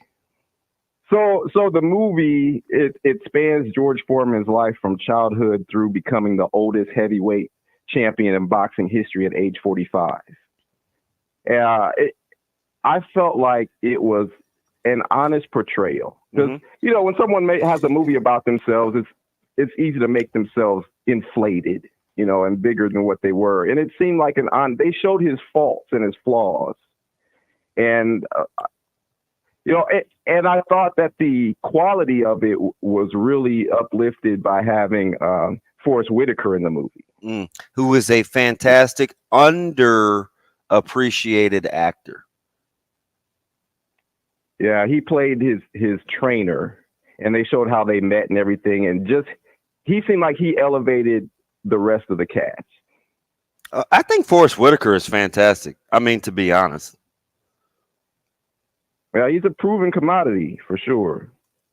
Man, go ahead. No, go. Finish your thought. So I was especially impressed about the way they depicted Muhammad Ali, because they did it with the utmost respect. And given what happened with the Rumble in the Jungle in '74, how he ended Foreman's career for quite a while. If you got the wrong person's hand on it, they could have had some sour grapes inside. Yeah, for sure. Yeah, but they showed Muhammad Ali the utmost respect in how he was portrayed the entire movie. And I was impressed by that. Ramon, before we let you go, what new Netflix shows should be on our radar? Well, see, I'm kind of an older school guy, so we talked about. He does have an old soul.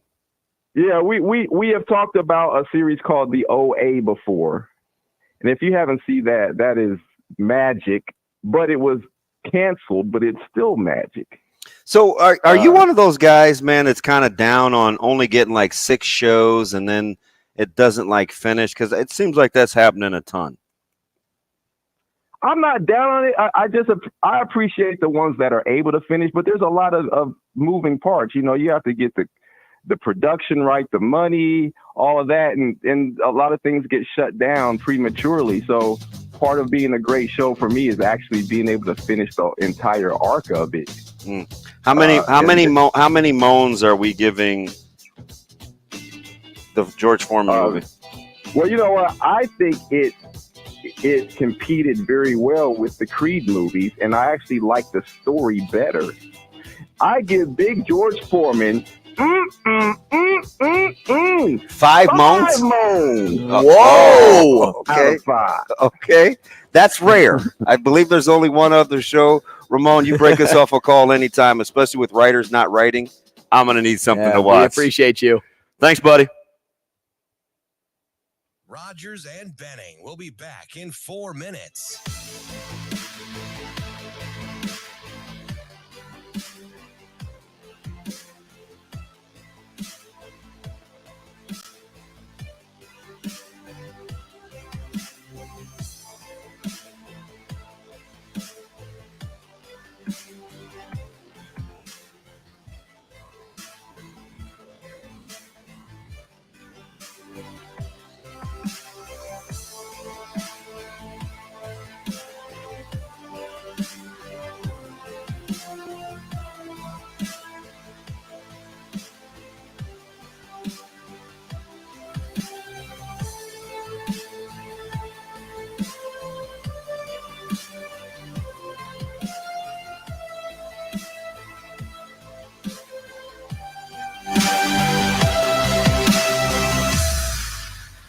Rogers and Benning will be back in 3 minutes.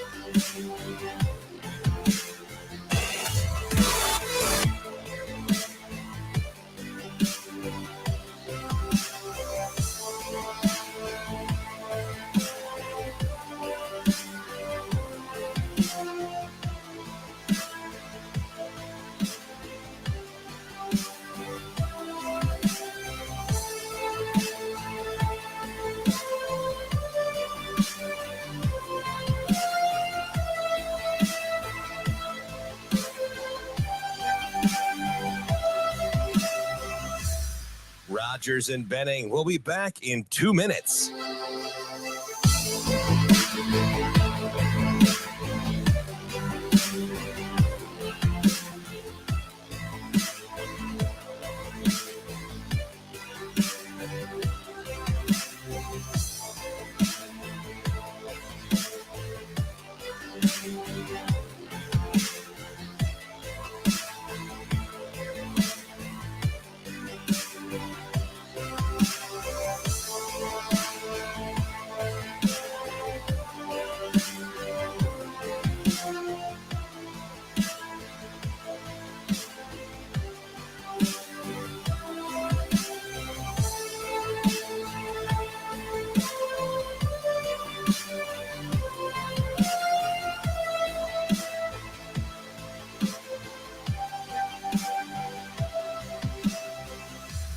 Rogers and Benning will be back in 1 minute.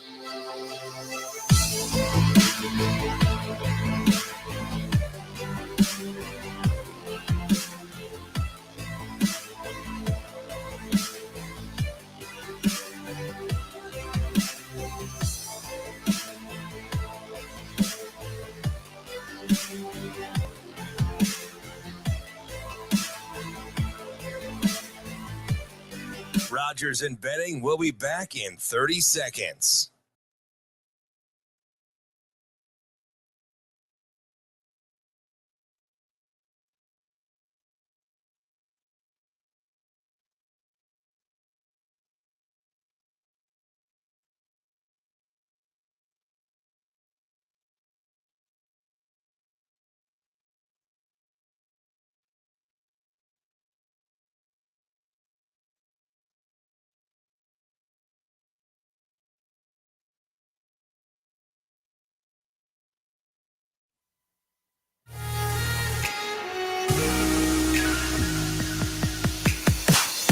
Coffee and Cream with Rogers and Benning on Hail Varsity Radio. Authentic and John Velasquez have the lead as they come down to the 16th ball. Cheers the Law still trying to get him. Authentic, cheers the Law. Here's the wire. Authentic has won the Kentucky Derby. Rich Strike is coming up on the inside. Oh my goodness, the longest shot has won the Kentucky Derby. Rich Strike has done it. Yeah, baby. It's Kentucky Derby time. You get extra giddy. Yep. The fastest 2 minutes in sports is coming your way on Saturday. It's the Kentucky Derby. It happens once a year, DB. How excited are you? Well, I am because we get my guy. This is your first introduction, so I'm pretty pumped. I'm pumped too. He's Anthony a legend. Stabile, content producer for NYRA Bets. Hey, Big A, what's up, Martie? Good morning. Andrew, I envy you. You get to talk to me for the first time. Why do you envy me? Hit me with it. You get to talk to me for the first time. Heck yes. Heck yes. Welcome. Well, no, so here's the deal. If you're in the vehicle, where are you on your way to? You still got a little time for the Oaks. I mean, where are you rushing to? Beautiful Belmont Park. Time to get to work, brother. We got 9 lives today. 9 lives today, 11 lives tomorrow. I'll be at Mohegan Sun. This is the rite of spring is talking to Damon. I'm going to let you know something, my man, because you know I love you. Yeah. One of your rivals tried to pilfer me. Hey, and you tell him? Did you tell him you're pot committed? Did you tell him, hey, you're in the deal? I gave him the Matumbo. I said, no. Yes. Love it. I love it, man. You're one of our favorites, and our listeners love you. So it's like, if I ever need to feel good about the show, it's like we just need to bring you on. I'm guaranteed to get one or two good one-liners all out of nowhere. You're going to be entertaining. But for our folks that aren't following you on Twitter, shame on you because he's fantastic. Mm-hmm. Was that blazer stunt that you gave your partner real? Was that the real size? So Richie Migliori has won 4,450 races as a jockey. He retired about a dozen years ago. Yeah. He's a very good friend of mine. I know him since I'm about 3 years old, and I just turned 46 in March. So I know Richie over 4 decades.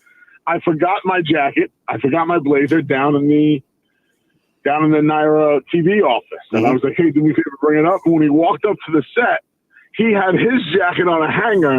So I'm looking at his jacket. I was like, I know I put like 8 pounds back on, but that thing is fitting. He's swimming.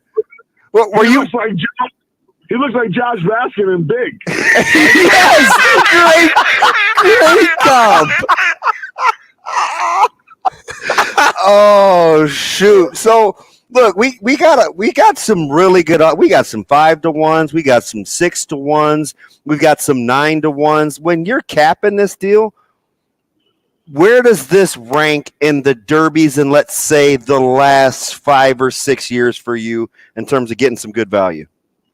So you know me, I don't really pull any punches. I am not thrilled with this crop of 3-year-olds on the whole. Okay. I do believe, and we're gonna give you the milk without the cow right now. I don't think Forte is gonna get beat. Okay. He's the favorite. He won the Breeders' Cup Juvenile last year. He was the 2-year-old champion. Only 2 other horses have completed the Breeders' Cup Derby Suite. Street Sense in 06-07, Nyquist in 15-16. It's difficult. They've been running the Breeders' Cup Juvenile since 1984. This year will be the 40th year of the Breeders' Cup, and only 2 horses in 39 years have won the Juvenile and the Derby. They're 6 months apart.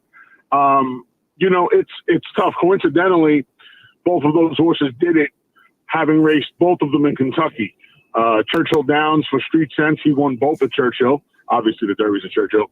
Nyquist won the Breeders' Cup Juvenile at Keeneland and then won the Derby. And coincidentally, Forte won the Breeders' Cup at Keeneland last year. So he would follow not only make it 3 in 40 years, 39 years essentially, but they'd all be in Kentucky as well. It's tough to hold your form. It's tough to stay healthy for that 6 months. It shows the durability of those other 2 horses. Nyquist actually never won again. Street Sense did. But I think this horse is just better than these horses. As for the underneath, I have some opinions that I think can make us some money because I'm fading the 3rd and 4th choices. I think Todd Fletcher's going to win the Kentucky Derby tomorrow. I like Forte and Tapit Trice best. They're the only 2 horses that are win candidates for me. And the 5 slot, that's another 5-to-1 though, right? Yeah, he's the second choice at 5-to-1. Okay. So I'm giving you Ice in the Winter right now. I like a couple of horses. I like one bomb in particular underneath, Disarm, the number 11. My picks are 15, 5, 11, 6. You can get everything. We have, soup to nuts over at Naira Bets. I've been writing since Tuesday morning. Literally got up this morning at about 5:45, put the finishing touches on the last blog, sent the last set of picks over. I had my dinner and Derby, my annual event on Wednesday night. We raised over $15,000 for the Belmont Child Care Association.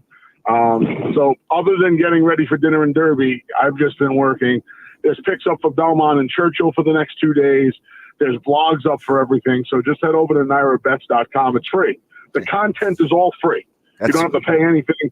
But if you want to sign up for an account, use the promo code Derby25, and you get a free $25 bet on the Derby tomorrow. Derby 25. Say less. Yeah, NairaBets.com. I don't know how you can beat that. And then we deposit match bonus up to $200. So if you put $400 in tomorrow After you bet the 400 in 2 weeks, we give you 200 of it back. Well, you ain't going to need it back because we're going to make a ton of money in the Derby tomorrow. Yes, So you like 15, 11, 5. 15, 5, 11, 6. That's Forte, Tapatrice, Disarm, who's the big price. Disarm's very interesting. And the other Todd Fletcher is Kings Barnes, the number 6. Disarm, now we know your fans especially like to take their flyers. You got some long shots that look to bet long shots in your crowd. I know that. Yes. You got a good memory. I don't know Andrew yet, but it seems like you got some shadies over there listening to this program. my man likes first inning unders and like goal scorers in hockey. So you're so spot on. It's not even funny. He's part of the family. Yeah, I'm a degenerate. We don't even got to prick his finger for blood. He's automatically. Disarm is the horse where if you're looking to bet $5 on a long shot, Disarm's the one. He's going to be at least 25, 20. See, the tote board's different this year. Mm-hmm. Historically, after a horse like Rich Strike wins the Derby, and he was 80-1 last year, the next year, no horse is usually over 40-1 because that mentality is out there that, oh, this horse paid $100. Yep, might as well bet it. Might as well take some flyers.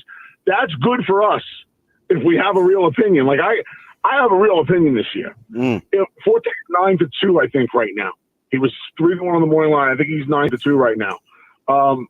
And there was some rumors swirling yesterday about a bruised foot. We had 3 defections yesterday. All 3 horses that were on the also eligible list, which means if a horse scratches out of the body of the race, so the Kentucky Derby's 20 horses. First 20 are in. 21, 22, 23 needed defections. They got 3 defections in like 15 hours yesterday, which is unheard of. That's rare for the Kentucky Derby. So they're all in. The number 20, Continuar's out. The number 19, Lord Miles is out. And the biggest scratch was the number 10, Practical Move. He had won the last 2 races, including the Santa Anita Derby out in California. He was the 4th choice at 10-1 on the morning line. So he was the biggest of the 3 defections yesterday. That's Ramon Vasquez, right? It was Ramon, yeah. So Ramon's not without him out. Cyclone Mischief, the number 21, needs a rider because Joel Rosario is riding Disarm. And Disarm is the longest shot I like. He's very interesting. Steve Asmussen, his Hall of Fame trainer, recently within the last year, became the winningest trainer in the history of North America. He ran this horse a mile at Oaklawn. That was the longest he had ever run. That was his first start of the year. In his second start of the year, he went from a mile to 1 mile and 3/16. That is not a gradual jump in distance. That's a big move. Mm-hmm. And he ran second to Kings Barnes after a very slow pace. Kings Barnes set a very slow pace. He walked the dog on the front end, and Disarm was the only horse running at the end of the race. But he didn't have enough points to get into the Derby. So Steve wheeled him back in 3 weeks. He finished 3rd in a race at Keeneland called the Lexington. He got the points he needed, and now he's in. And for Steve to make the jump from the mile and 3/16, to know when he was playing a little catch-up, to wheel him back to get the points, there is intent to get this horse into the starting gate tomorrow. And Joel Rosario, as you know, Damon, my favorite rider, I think he is very dangerous. I don't know if he can win, but he's the kind of horse that could sneak up and get second at 25-1. And if the whole thing gets cuckoo and collapses, maybe he can win it. He's the long shot in this. So he's the horse that's going to spice things up for tomorrow. And Kings Barnes is interesting as a little bit of a price play as well. He's the 3rd Todd Fletcher. And to talk to you sports players out there, in the past, up until about, I don't remember exactly when, I want to say like 25 years ago, there were only 12 betting interests in the Derby. 20 horses were allowed to run. But if you were the same trainer, if you were the same owner, they coupled the horses. So 25 years ago, Todd Fletcher's 3 horses would be the number. So Brad Cox's 4 horses would be the number 1. Todd Fletcher's 3 horses would be the number 2. They'd have 11 more betting interests, and they'd have 9 more betting interests, and then 4 horses would have comprised the field. It was a far different betting system. Before we get you out of here, Big A, the time, right? Is it a fast track? Do you like 2:01:30? Like, what are you kind of thinking with time? The weather should be pretty advantageous. That's pretty. That's a pretty specific question, Damon. Are we looking to bet an over? Listen, I like to know times. If you think it's a fast, if it's a fast field. I'm from Q Thorough, the illest borough, Queens, New York, right? Home of Run DMC and LL Cool J. You just gotta play a fast one on me? No. Hey, what about the time of the length of the trumpet? I just 2:01:30 seems like that's gonna get some equal action. It's a very strange time. I don't bring up that Timmy Trumpets, please. Timmy Trumpets. Since that, I'm a diehard Mets fan. I'm just diehard. I don't root. I bet horses, and I love horse racing and baseball in that order. Those are the only two sports I really care about. I love it, man. We appreciate your time, man. I could listen to you for the majority of the rest of the day. We'll get him for 2 more legs, too, here coming up, man. I'm looking forward to it, Big A, man. Best wishes, and we'll get folks to Naira.com. NairaBets.com. Thanks, guys. Have a good luck. Andrew, great to meet you. Happy Derby, everybody. Hey, happy Derby to you, too. Great to meet you as well, Anthony Stabile. When we come back, Mike Sautter. Rogers and Benning will be back in 4 minutes.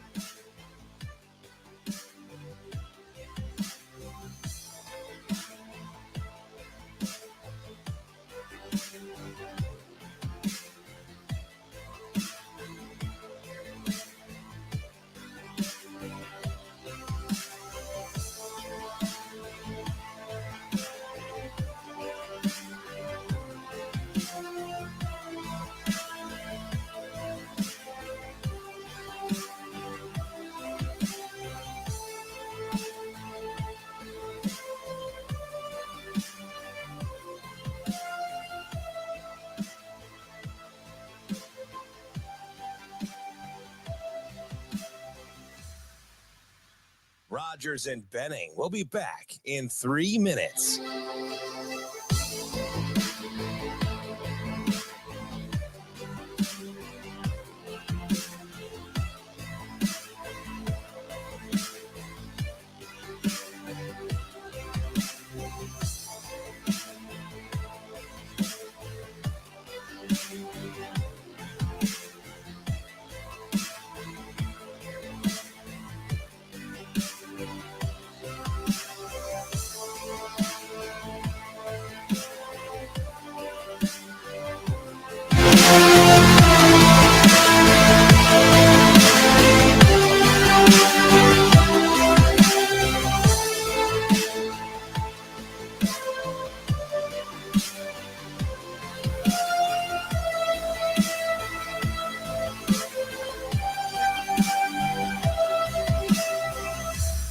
Rogers and Benning will be back in 2 minutes.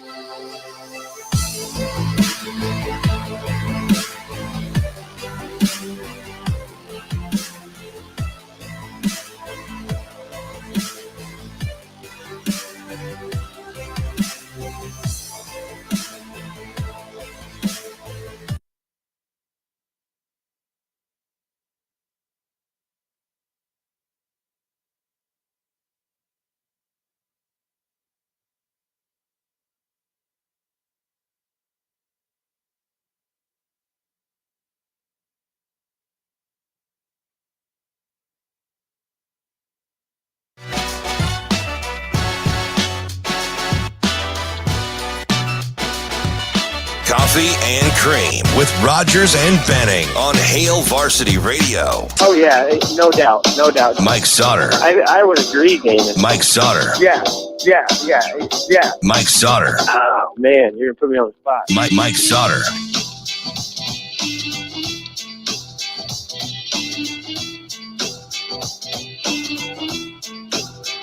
Hey, welcome back to the show.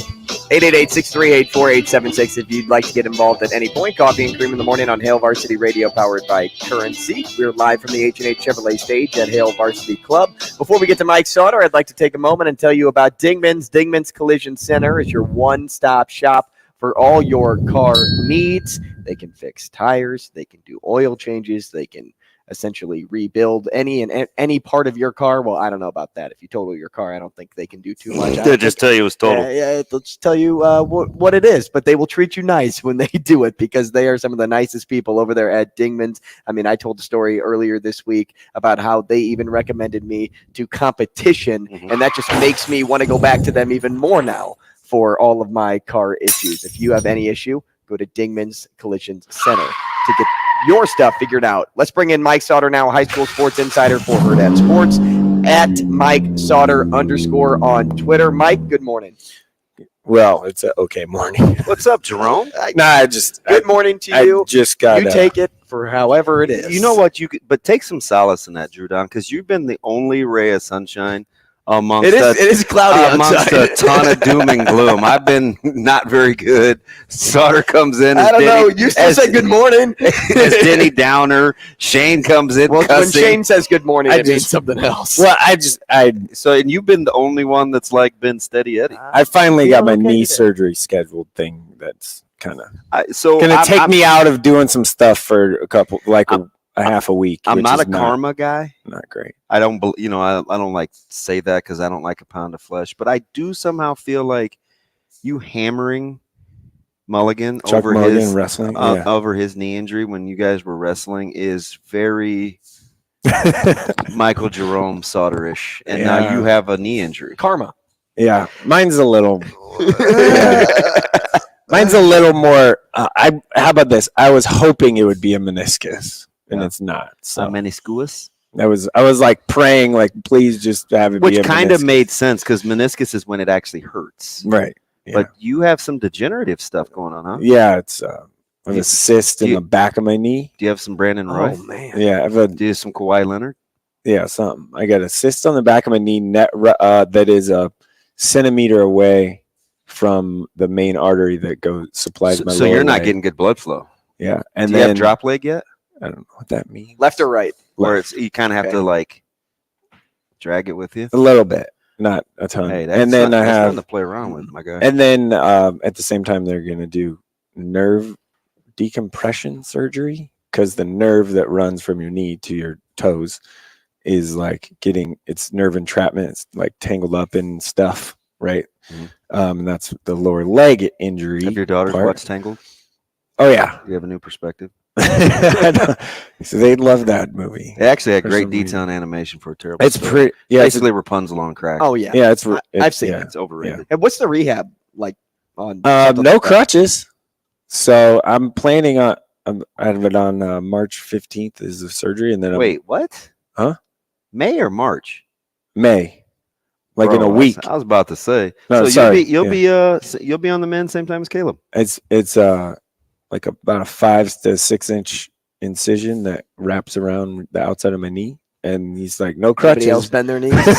Yeah, Caleb is the 11th. That was He the only said- open weekend. Said no crutches, and I can walk like after. So I'm gonna state track's probably out for me, which sucks. Oh gosh, that is an event though to walk. Yeah, like you have. Yeah, to go there's there, no way. There, Will this be your second one? State track, yeah. And hills third because I did it. I covered it Yeah. when I was up in Sioux City. So I'm just gonna kind of lay out. I'm gonna do baseball's a little easier probably because it's a towel and stuff like that. So I'll do some baseball that week, but I just I'm gonna miss the state soccer finals, and I always enjoy that. Well, one's a given. Is that going to drive Well, you I know, bananas? By the way, Oh, yeah. not doing stuff. Mhm, yeah, I'm all right. I mean, I'm like, oof. Already in a mood. Oh yeah, T's and P's to your wife. Yeah. I saw you tweeting out pictures of you mowing your yard, and that was kind of weird. But That's I know him. People don't like that. I like it. Kevin Kugler, not a fan of yards. I saw on Twitter the other day. Neither is Severe. Yeah, I know that he That hates dude hates yard when work. we worked together at that one place. We always talked about it, and like mowing and stuff. I gotta go home. I was like, I excited to go home and mow, and he was like, well, no, we just. I don't even know if he owns a sprinkler. Yeah, he said like when it goes bad, it goes bad. And yeah, he said he doesn't have anything to water the grass. And I'm I absolutely listen. I absolutely believe Prayed that. to the guy upstairs. Yeah, Please. This little bit of sprinkle is like yes. So anyway, no, I got to run home to the sprinkler guy that's coming out this morning. You and Ruru. Yep. Yeah. I had my yard aerated yesterday, grass seed laid down in certain spots. I started fertilizer. Brad came out and did that, which is great. Well, Jeff did it, but it was Brad's company. So shout out to him for being able to I also do that. don't aerate in the spring. I do it in the fall for a reason because some people do. This is not sports. This is totally. Hey, that's listen, okay. So that's okay. I do enjoy a straight line lawn, and if you haven't noticed the pictures that I shared You mowed with you your guys, lawn like it was an outfield. Yeah, like a major league outfield. Very much so. Yeah, You mowed straight, and then you and mowed I diagonally. and I very much so like I don't when I say edge, I don't like get the edger that digs it out. I do have one of those, but I make sure that there is not a blade of grass that is hovering over my sidewalk. Yeah, like it is straight line. I walk real slow with the trimmer. Well, this is coming from a guy that puts his bottles in the fridge on the door, but in size order. And what you use them for, so I get it. Yeah, but that's a little weird because grass is kind of free flowing. You can actually control bottles. Can control your grass too. Trust me. Oh, okay. Thing called just growing. And what do we call this? A herbologist? Arborist. If it was arborist or trees, Yeah, guys. and we went through every name in the book. I'm not sure it's that kind of herb, Shane, but I knew he was going to say that. 'Cause he's that dude. Hey, but listen. So I'm not opposed, but how was Texas, man? Offers came out of it was flying good. left and right. It was a nice trip. It was good. It was talking AAU basketball here. It was really good. I thought you went to go visit a guy. You actually went to a town. I'd never been to College Station, so it's flat. And Kyle Field just sits up like bang, there it is, big old thing. Not a lot around it, but it was a good time. I thought basketball was good. Braden Freger clearly, obviously played well. That's a guy we talked about, a couple weeks ago, and have been. And good for him. He has a lot of tools, right? So he's super athletic. Just a little, he's a little more. He's one of those guys that's maybe a little more mature than everybody else, which is fine. So we'll see how that comes in a couple years. Years. It hasn't hurt a couple of guys in football that are significantly older. Right. So we'll see. And then, I don't think they care as much in basketball.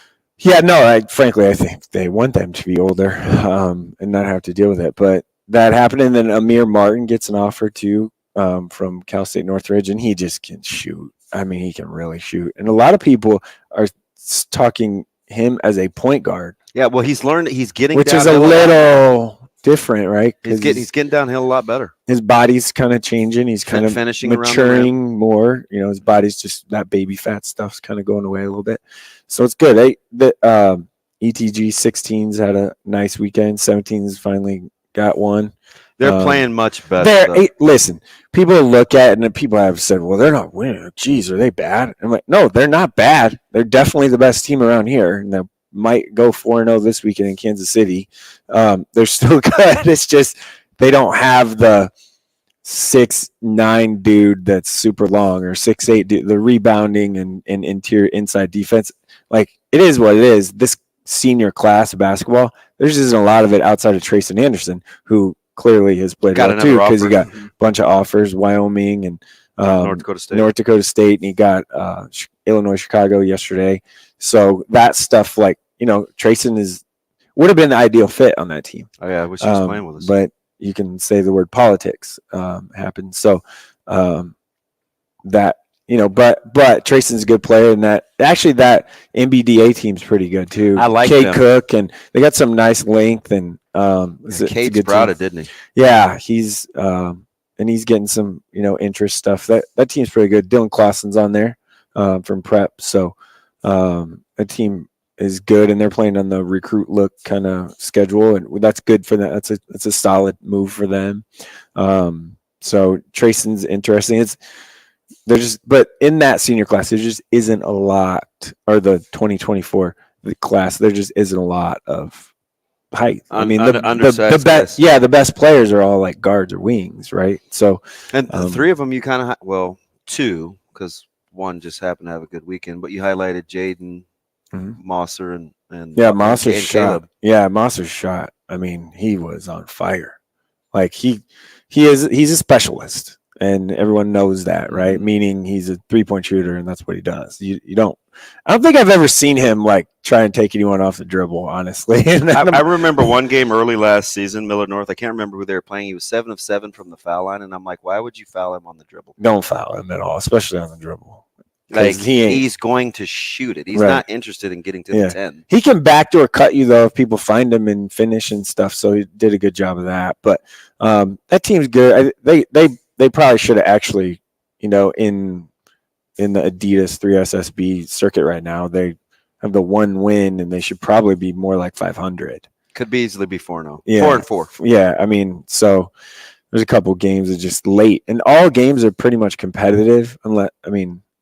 In that circuit, that's the way it's built. It's it goes down to it's a couple possessions, and that team can't afford playing on the Adidas side of it. That team can't afford to have one bad possession. How was much less from Team Loaded? He ended up going for 40 the next game out. He takes some tough shots. Number 15, the little dude that looks like nothing. I told Drew Down, he reminded me of like a mini Rex Chapman. Yeah, but heavier.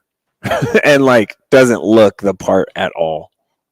His little brother runs his mouth pretty good. Yeah, Caleb was. They got into it. They had to stop the. Yeah, they stopped the game. Caleb.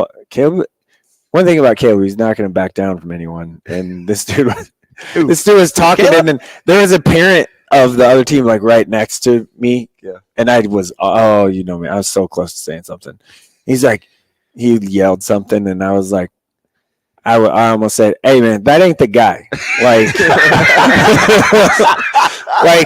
If your kid or little Johnny or whatever his name is, anybody else on this team, probably fine. Not that guy. That guy ain't the one guy you want to go after. Yeah, I asked him what happened, and he's like, well, "Go back and look, man." He kept go back and look. He kept punching me in the back. Yeah, and finally, I think he just had enough. Yeah, but. That was fine.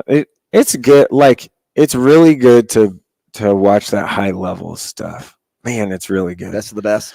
Yeah, I mean, pretty much. You can make an argument. I think a very fair one. EYBL at the top is better, right? But I think in the middle, it's probably virtually the same. Micah asked Caleb if he could cheer for. He said, "Will you cheer for Ian Jackson?"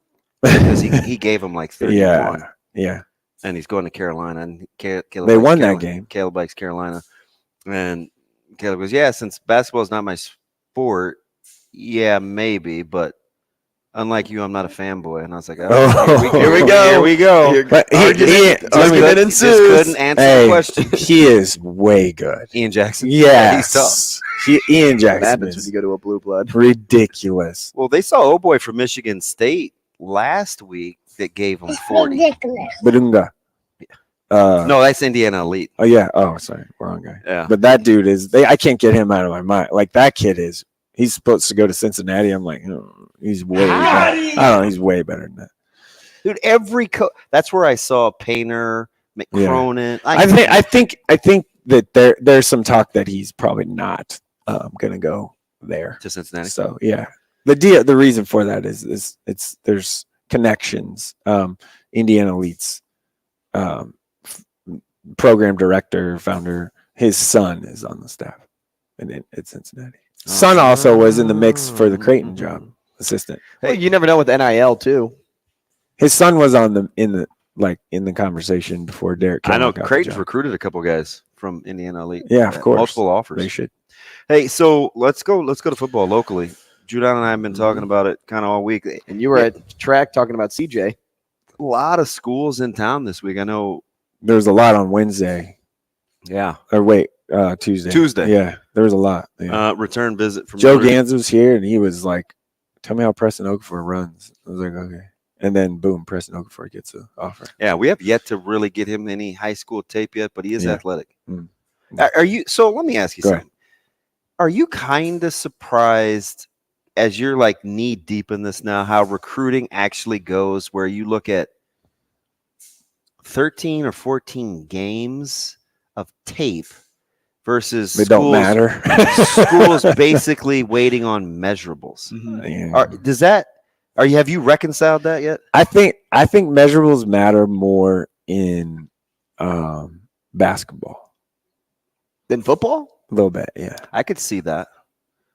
Because either you're productive or you're not. Length, yeah. And I just do. I mean, I get it, but I think football. I think the measurable thing is way. It's overhyped. Yeah, I think in certain situations you can just put film on, like, the whole, like, I'm walking into a weight room and I look at this kid. I'm like, oh, look at that kid. He can play football. Wow, look at him. Because he's walking around. How do you know? Like, you don't. You're just going by, oh, yeah, that kid, look at him. Like, he can be either that or football coaches or football people are just think very highly of their ability to coach kids up. With in-state, what's going on with all the schools in town, you think Nebraska can keep up? Like, is there enough interest? Because there seems to be a lot of intrigue. Remember nationally. That 4 number we were talking about? Is that you were talking about? Yeah, can we move that down? So Andrew, he's probably just like laughing because he's the only one that's safe because he dropped it all the way down to 2.5. I think that feels pretty good right now, 2.5. Mm-hmm. Really? I don't know, man. Like, a lot of dudes are just, I don't know what it is, but, you're laughing. You're like, yeah, I was 2 months ahead of the game. I'm just listening. And what we're saying for reference, in state, how many of this 2024 class it was your power player list? Yeah, you put together end up at Nebraska, and I don't know, man. It feels like more and more people, they're just like, doesn't matter. Mm-hmm. Are you really rested on 2.5? No, of the biggest. I still think it's probably 4, 3.5. Did you start at 5, or was that somebody else who started at 5? I said 4, and we put the hook on I thought it was 3.5. And he said 3.5. I said 4.5. Then I said, okay, I could see 3.5 because it's hard, right? So just to reset it, a little, you're talking McMorris, chicken scratch notebook, Hall, Benning, Murphy. We already in, so that's 1. Danny's off. Pyfrom's 1. And Carter Nelson. So is that 7? A couple other guys that you have. That originally was the 7. Yeah. Well, then you add Ingerson. And so can you cross off? So now Kyle's in. Cross off Danny. So Danny's out. So and Murphy's in. Yeah. So that's 1. So we still have McMorris, Hall, Benning, Ingerson, Nelson, Piper. We're missing somebody. There's a 9. I know there is. We are missing one. Just off the top of my head here. I got Ashton Murphy. Who am I missing? How about Iowa stopping out at Millard West? Yeah, Jackson Williams can run, and I think we all kind of know that. I will say this about McMorris. I feel like it's like Penn State, Oklahoma, USC. I will say this. I feel very confident just in talking with them. If USC ends up offering. Yeah, it's a wrap. And why wouldn't you? What about so who's garnering steam? What are you hearing? Who's garnering a lot of steam? Teddy Rizak. Correct. I'm gonna laugh all the way to the bank. Am I not, Drew Down? You will. On any Teddy Rizak critics. Buddies with DJ. Listen, I've done this a long time. Right. Dude's the real deal. Anthony, let's look where he started too, right? He started with a bunch of Division II offers. He can't even get some schools to come in. Well, now it's D1. And Notre Dame comes twice. D1. They're coming. They're cycling. He can't get people to 60 miles down the road to call him. And the interesting thing about DM him even. Nothing. There's literally nothing. I've said this, and I'm probably too close to it. He's not a safety. He's an outside linebacker. He took one for the team when my ding dong kid got hurt. Right, we didn't have any 6'4", 195 and can run. Right, like I'm gonna seriously laugh. He got overshadowed last year, though. I mean, honestly, by his brother. So who plays the quarterback position because And he's going to put up big numbers too. How about Brands at OC? JT Brands, yeah. He's a stud. He just does he? Sam Thomas? Sam Thomas is another one that's in that Gaining steam? Is gaining some steam, yes. What about... There are 9. What about Ingerson? I think he stays at Pitt. I kind of do too. I think the loyalty in the first and stuff like that's super important to them. And I could see Narduzzi. Mm-hmm. So my 9. So we got McMorris Hall. You got Ingerson. Ingerson, Benning, Pyfrom, Murphy, Kaline, McMorris, Hall, Nelson. That's 8, 9. Yeah, who's the 9th? Teddy, I think is. Because he's got Boston College and he's got a few more coming. Teddy, okay. yeah. That's 9. You guys are really keeping us at 2.5? Well, now that it's 9, when it was at I'm gonna 7, go. I felt great. I'm looking at this 1, 2. Like I would add. Maybe 3.5 is probably the number. I'd still take the under. Let me still go with. I'll take 3. If it's only 3 of 9, I'll take 3. Listen, hey, but honestly, if it's only 3 of 9, like we need to have a conversation. No, we don't. We And I'm don't? not That's still vouching good. for Rule. I'm not vouching for Coach Rule because I like him, but they haven't won. It's true. It's not his fault about that. Like, what are we talking I about? don't know. I just heard You get all this 30% stuff. of those guys. I'm going to say the same thing that I said. I'm going to very much so say the same thing that I said when Frost was first hired. You can't come in and say we're going to lock down the borders and borders and borders and not. I just hit the table. It's good. You can't do that. Are you insinuating that he's doing that? You can't have a kid that is 6'3" or 6'4", 6'3.5", Who are we talking and about? 195, Oh, Teddy. and is less than an hour from your campus, and not know he's a human being. Sure. That can't happen. If you are, I think whatever. I think that's a little harsh. I think they Okay, know. I exaggerated a little bit there. I It's think fair. they're well aware. I think they're trying to extrapolate. Yeah, well, extrapolate. Never mind. I didn't say so. No, it's gonna be their bad. Believe me, it's gonna be their bad, and I'm not afraid to say that. Right? Yeah. Like I can be objective. Like they're definitely dropping the ball, but I'm also not gonna be the guy that's like. And they I'm not also- talking anybody into anything. I'm They just also gonna tell you. played around with Ingerson too, and then oh, okay, we'll offer you now. Yeah, well, I think seeing them is part of it. Yeah, I agree. Like I think that's part of how they do business. But the whole recruiting staff basically stayed the same. Yeah. I get And it. he went to a bunch of games last year. They know who he is. They knew who he was. So All right, so we got Thomas. I'm gonna go 3.5. Thomas, Ingerson, Rizak are the hot risers. Yeah, I think that's fair. 3. I think that's fair. JT Brands is in the, Well, if it were up to me, he can play football. I'd offer Brands yesterday. You know what he is? Colton Feast. And he's better than Budget at He's the Feast. same age. He's Feast. Right? No, you gotta tell me. Bye. Yeah. Stud. Daughter, appreciate you, man. Yep. Later. We'll do trivia next.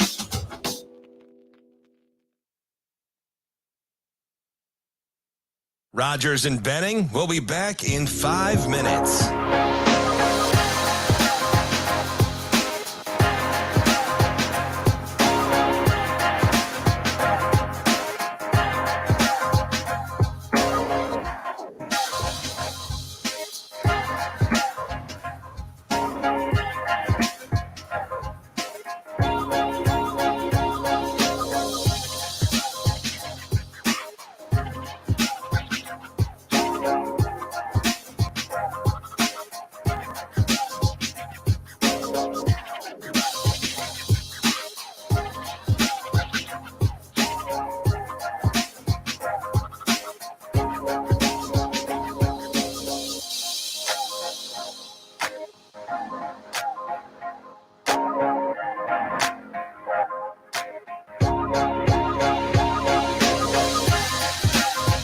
Rogers and Benning will be back in 4 minutes.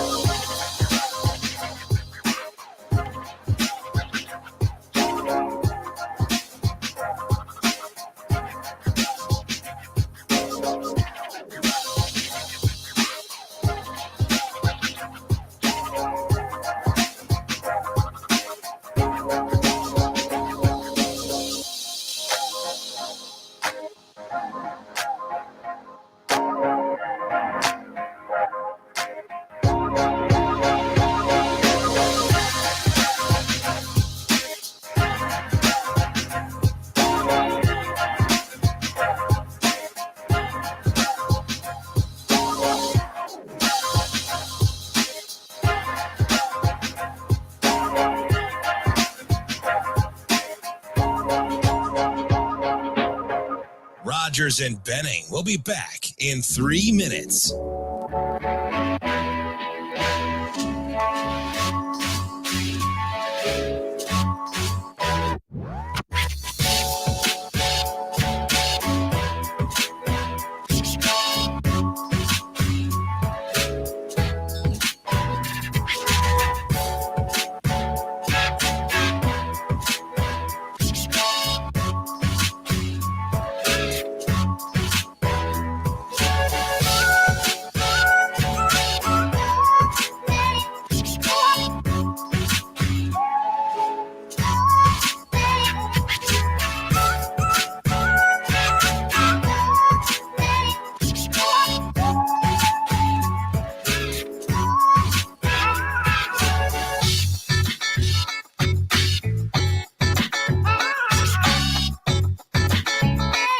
Rogers and Benning will be back in 2 minutes.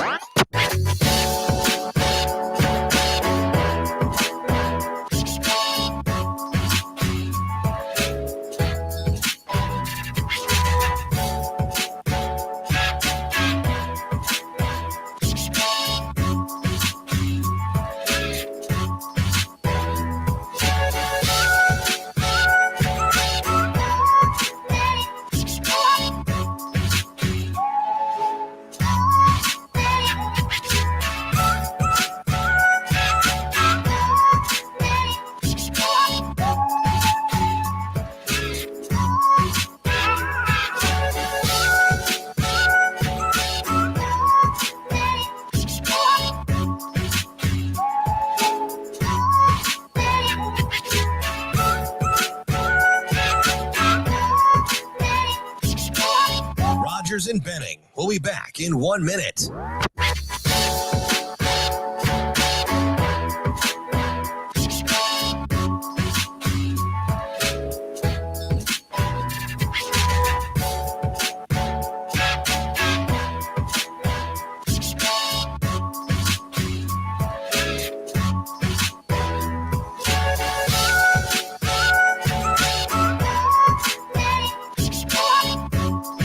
Rogers and Benning will be back in 30 seconds.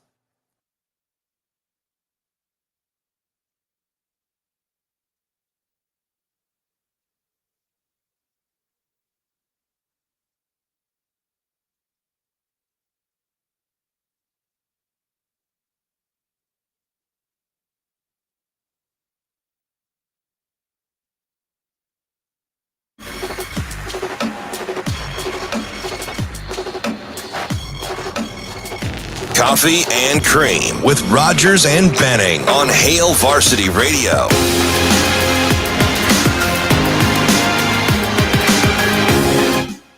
Hey, welcome back to the show. 888-638-4876. If you want to play trivia against DB, this is how you win. Some credits, some gift card money to Hail Varsity Club. And if we don't get a caller, we'll use Shane. And I know Shane does not want to play, right, Shane? Somebody please call.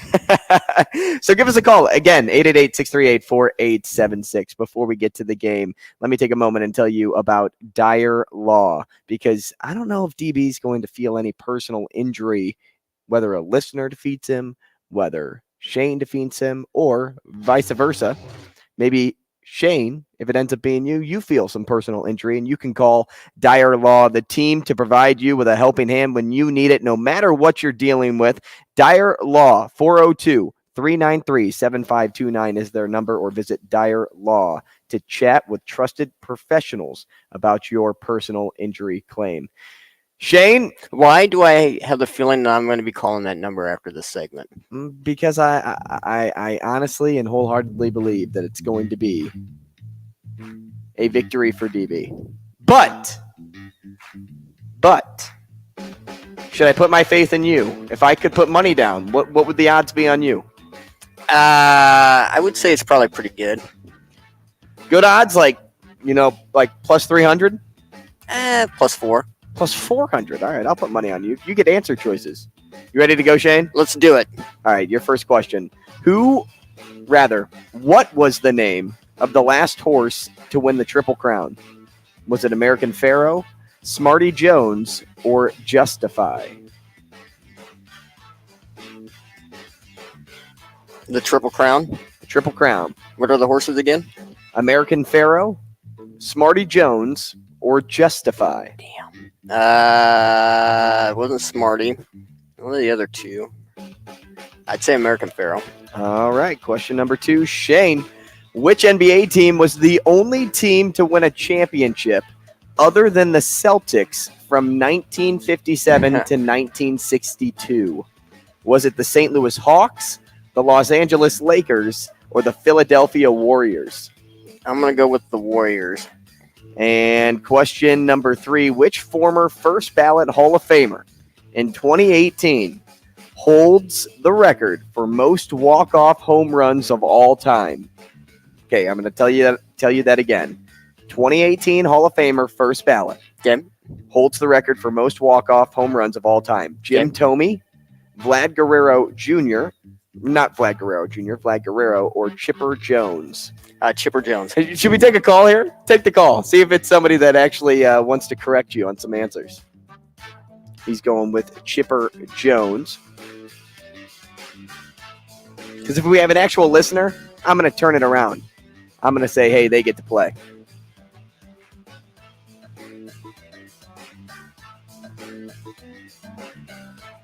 Anticipating what Shane's about to say here. What do you got there, Shane? He's wondering to know if it's too late for trivia. Let's play with him. Who is it? It's Brian. Brian? How much time do we have? Yeah. What's up, Brian?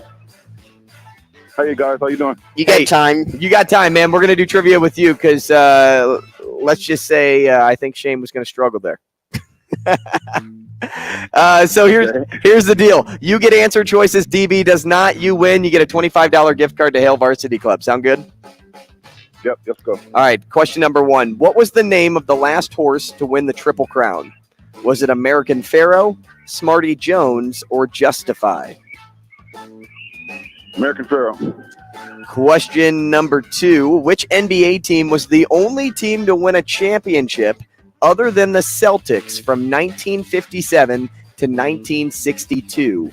Was it the St. Louis Hawks, the Los Angeles Lakers, or the Philadelphia Warriors? Warriors. And question number 3. Which former first ballot Hall of Famer in 2018 holds the record for most home runs, walk-off home runs of all time? Is it Jim Thome, Vladimir Guerrero, or Chipper Jones? Let's go with Vlad. Vlad, and your tiebreaker question, how many teams have made the Stanley Cup Finals since 2000? Give me the number. Out of the teams in the league, how many have made the Stanley Cup Finals since 2000? Since 2000. Sorry. Drop it off. Let's go with 20. 20 is the answer. Thank you, Brian. We are going to hunt down DB now. Shane's just working through some technical things over there. Shane, if you go to the doors. Brian, how you feeling? Oh, Brian's on hold now because Shane walked away from the desk. So I get it, Shane. Man, you move so fast. He is a jackrabbit when he moves. Here comes DB. DB, we're playing Brian, not Shane. We started with Shane, and then we went to Brian. You feeling good? Pot him up, Shaner. I know one of them is a Kentucky Derby question because it's the Derby weekend. Good on you. Good on you. Everything All right, Shane, else is a crap shoot. Kick up the music once again. Let's do this thing. Hey, DB. What's up? What was the name of the last horse to win the Triple Crown?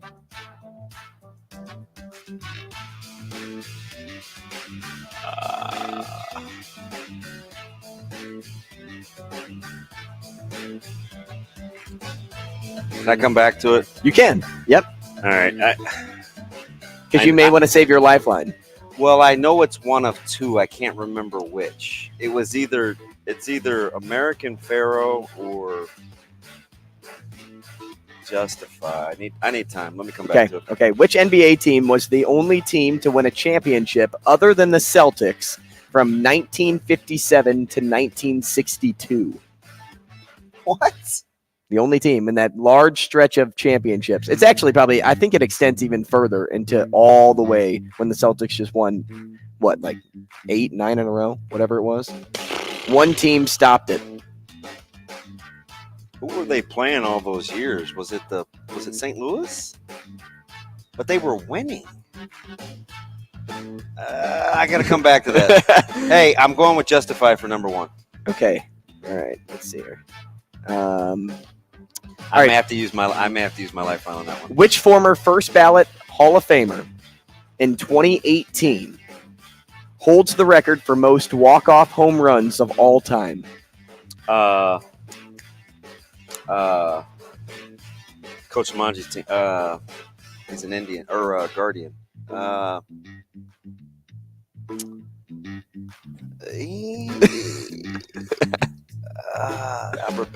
Jim Tomei.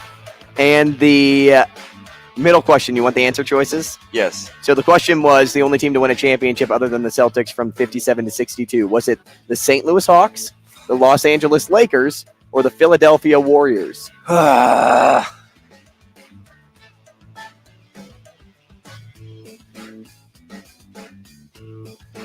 Los Angeles won it in 67. What were my years again?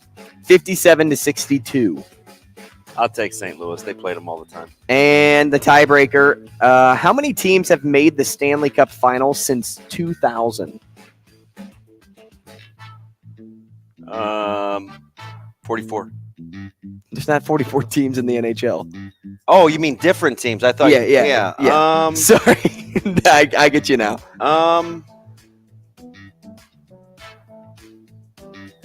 22. Thank you, DB. All right, let's go through the answers. How you feeling? Not good.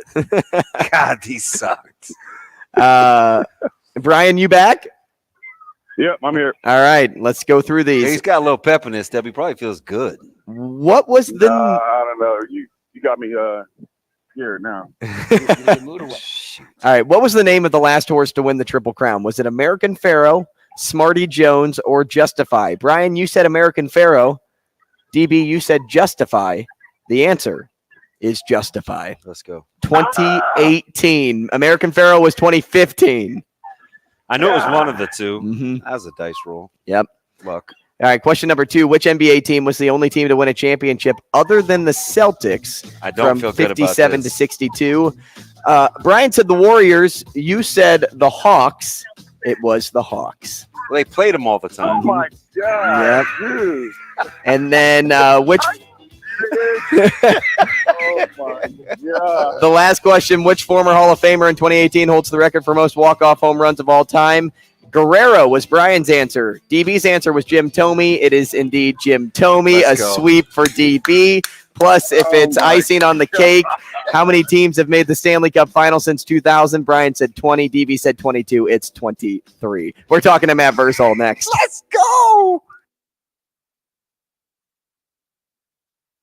Rogers and Benning will be back in 4 minutes.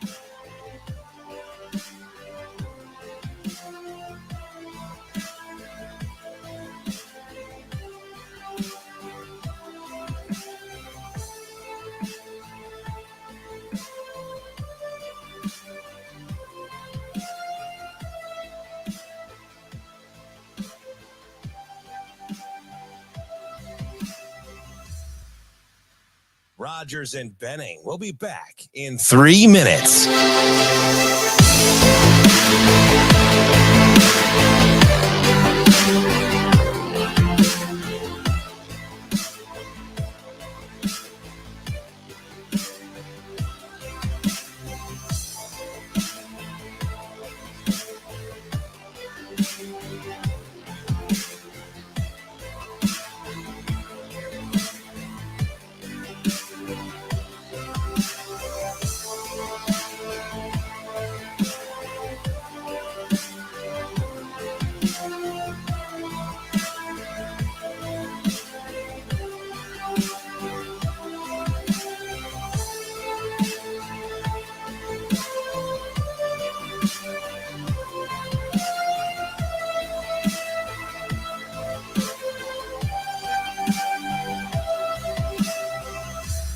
Rogers and Benning will be back in 2 minutes.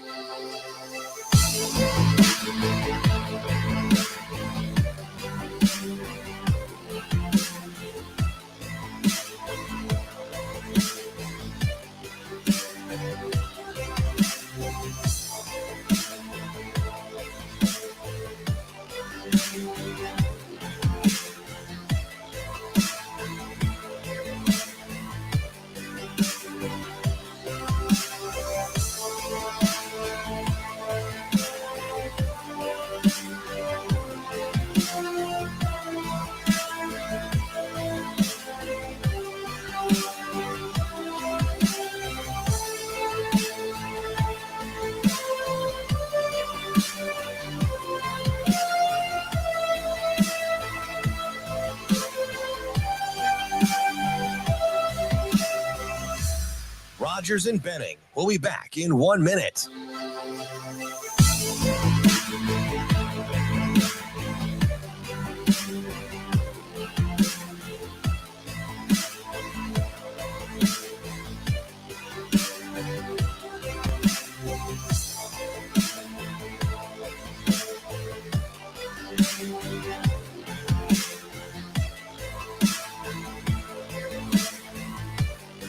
Rogers and Benning will be back in 30 seconds.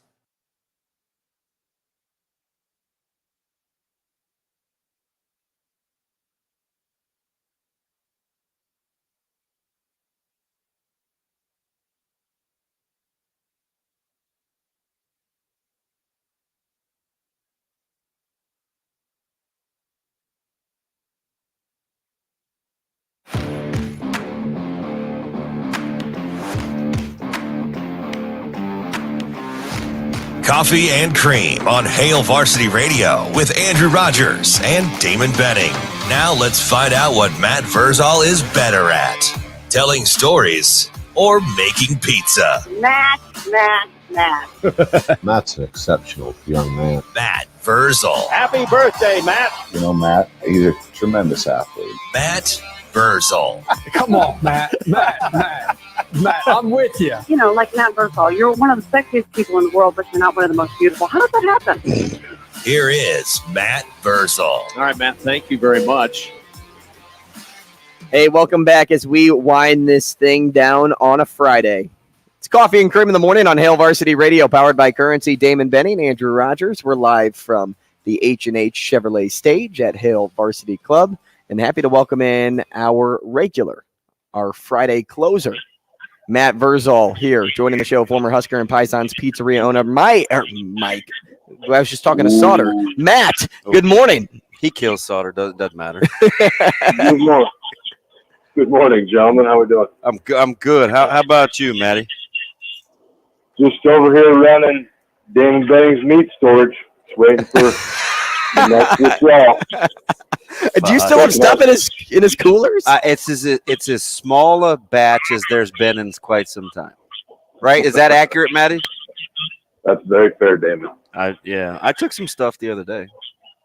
You did. People were impressed that you stayed as long as you did. You usually know. Once 4 or 5 people get in, you usually bail, but you were kind of in there holding court. There was something important I had to talk to you about, and I forgot what it was. Oh, it was Jackson Williams and your thoughts on being so close to the family. That, and I never got to it because I don't like to talk about high school kids in public. Yeah, here's my deal. Like, and football is a fantastic game. Very fortunate to have played it, but baseball money is very guaranteed. Very, very good to me. And it seems exactly. And it seems as though, you know, if you have those options, I would keep all of those options open.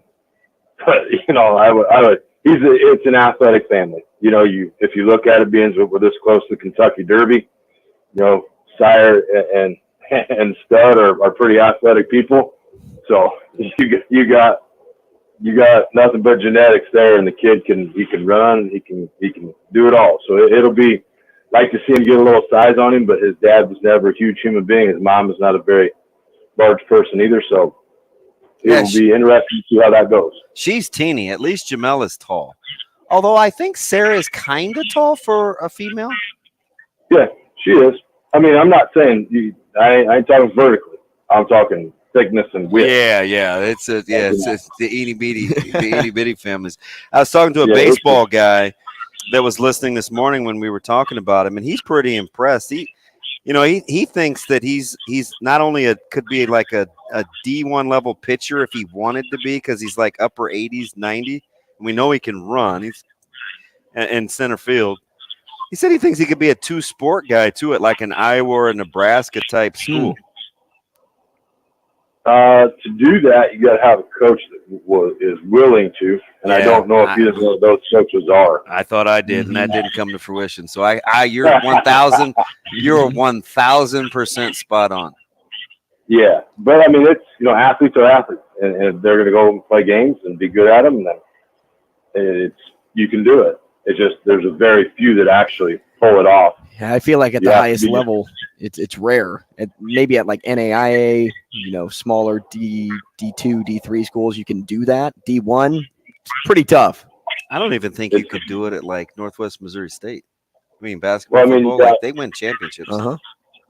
You got a little buddy down there at UCF, played he's their starting quarterback, and I think it was 2 for 3 in their game that they played before he had to leave in the 7th inning. Oh yeah, good call. Look at you Rolodex. Hey, so I mean, the best one ever was D-Stat. Yeah, for sure. Freak punter and freak baseball player. Yeah, and super dude too. Hey, let me ask you something. What do you think Nebraska's getting considering that Caden Becker is now playing kind of a different position?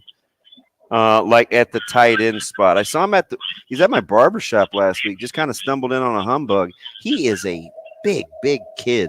What do you think Nebraska is getting in his athleticism since he left Wyoming, now that he's committed to doing something other than quarterback? Yeah, he physically, he's, if you look at this and it's all how you want to invest, right? So there's Caden has had many trainers and many things provided. So physically, when you see him, he looks as if, chiseled from stone, and he can play the game of football. It's how well he's going to adapt to this new position, understand the concepts, understand the responsibilities that they want him to take. It's going to take some study time for him. It's going to take some time for him to get the playbook and figure it out. But as far as physical gifts go, he should not have a problem with it. It's picking up the rest of it. And, as a defense moves, can you scan the field, realize your blocking assignment changed, and go from there? Those things we'll have to factor in. But yeah, I mean, he's a physically gifted young man. Hey, Verz, I got a question just regarding the team itself at Nebraska. How do you feel they compare to other Big Ten teams at this moment in terms of talent and depth? I think your frontline talent is very similar. You're going to be behind the elites of the conference. The middle, that's where you're at. And the quicker you accept that, you come to terms with that. You don't have to be happy with it, okay? But with with the depth is where it I think is going to show. Your frontline guys are going to be fine. They really are. I think They have talent at the receiver position. They have talent at the quarterback position. They have talent at the running back position. Linebacker, might be a little light, but the system they're playing is more safety focused. So you have some guys out on the field that if they can get responsibilities down, they're more than athletic enough to do the job. Okay, cover corner, you got young guys in there that they're not afraid to throw into the mix. The little Boodle guy, he's in it. Like he thinks that is his job, and that's awesome. So you get him in there where you're going to have to find depth is on your offensive and defensive line. I was really bummed out that the Wynn gentleman decided to move on. There's some that say he's lazy. The days that I saw him, I thought he did a really nice job. Yeah, that one surprised me. I don't know enough about it, believe it or not, to comment. But listening to you, I agree with you. That I felt like he could have been in the rotation. He had to have some good offers elsewhere. Mm-hmm. Yeah, now which is crazy because you're out of school with the opportunity to be a starter in a conference that is going to showcase probably right behind the SEC of what you need to do to be an NFL type player. But anytime something like this happens, the great Nick Danzy's phrase of opportunity for advancement comes into my brain, and who's ever next in line has to take that next role. And you have to be there and work hard and all those cliche things, but this is your opportunity. Because even now, you may think you're going to be at Nebraska forever, but this is the reality of the business that they're in now. They are going to flip that roster again. And if you think you feel safe with where you are wrong, because they're going to roll in another 30 next year, and if you don't make the cut, they're going to have your papers ready. So this isn't, hey, buddy, I'm worried about your feels. It's, hey, we're in a business, and my family's livelihood depends on this. So if you don't like the way this is going and you realize that I brought in somebody to replace you, you better prove to me you're better than them, or we're gonna part ways. I'm going out on a limb, and I'm going to ask you this question because I know you're going to make fun of my personality and have some ask yourself this question kind of answer. But how fine a line is it between being paranoid and competitive? They go hand in hand. They go hand in hand. You can call it paranoid or competitive. Our guy Cluster, he will say he was paranoid every day. Yeah. Because he had a complete psychopath behind him that had no regard for his body.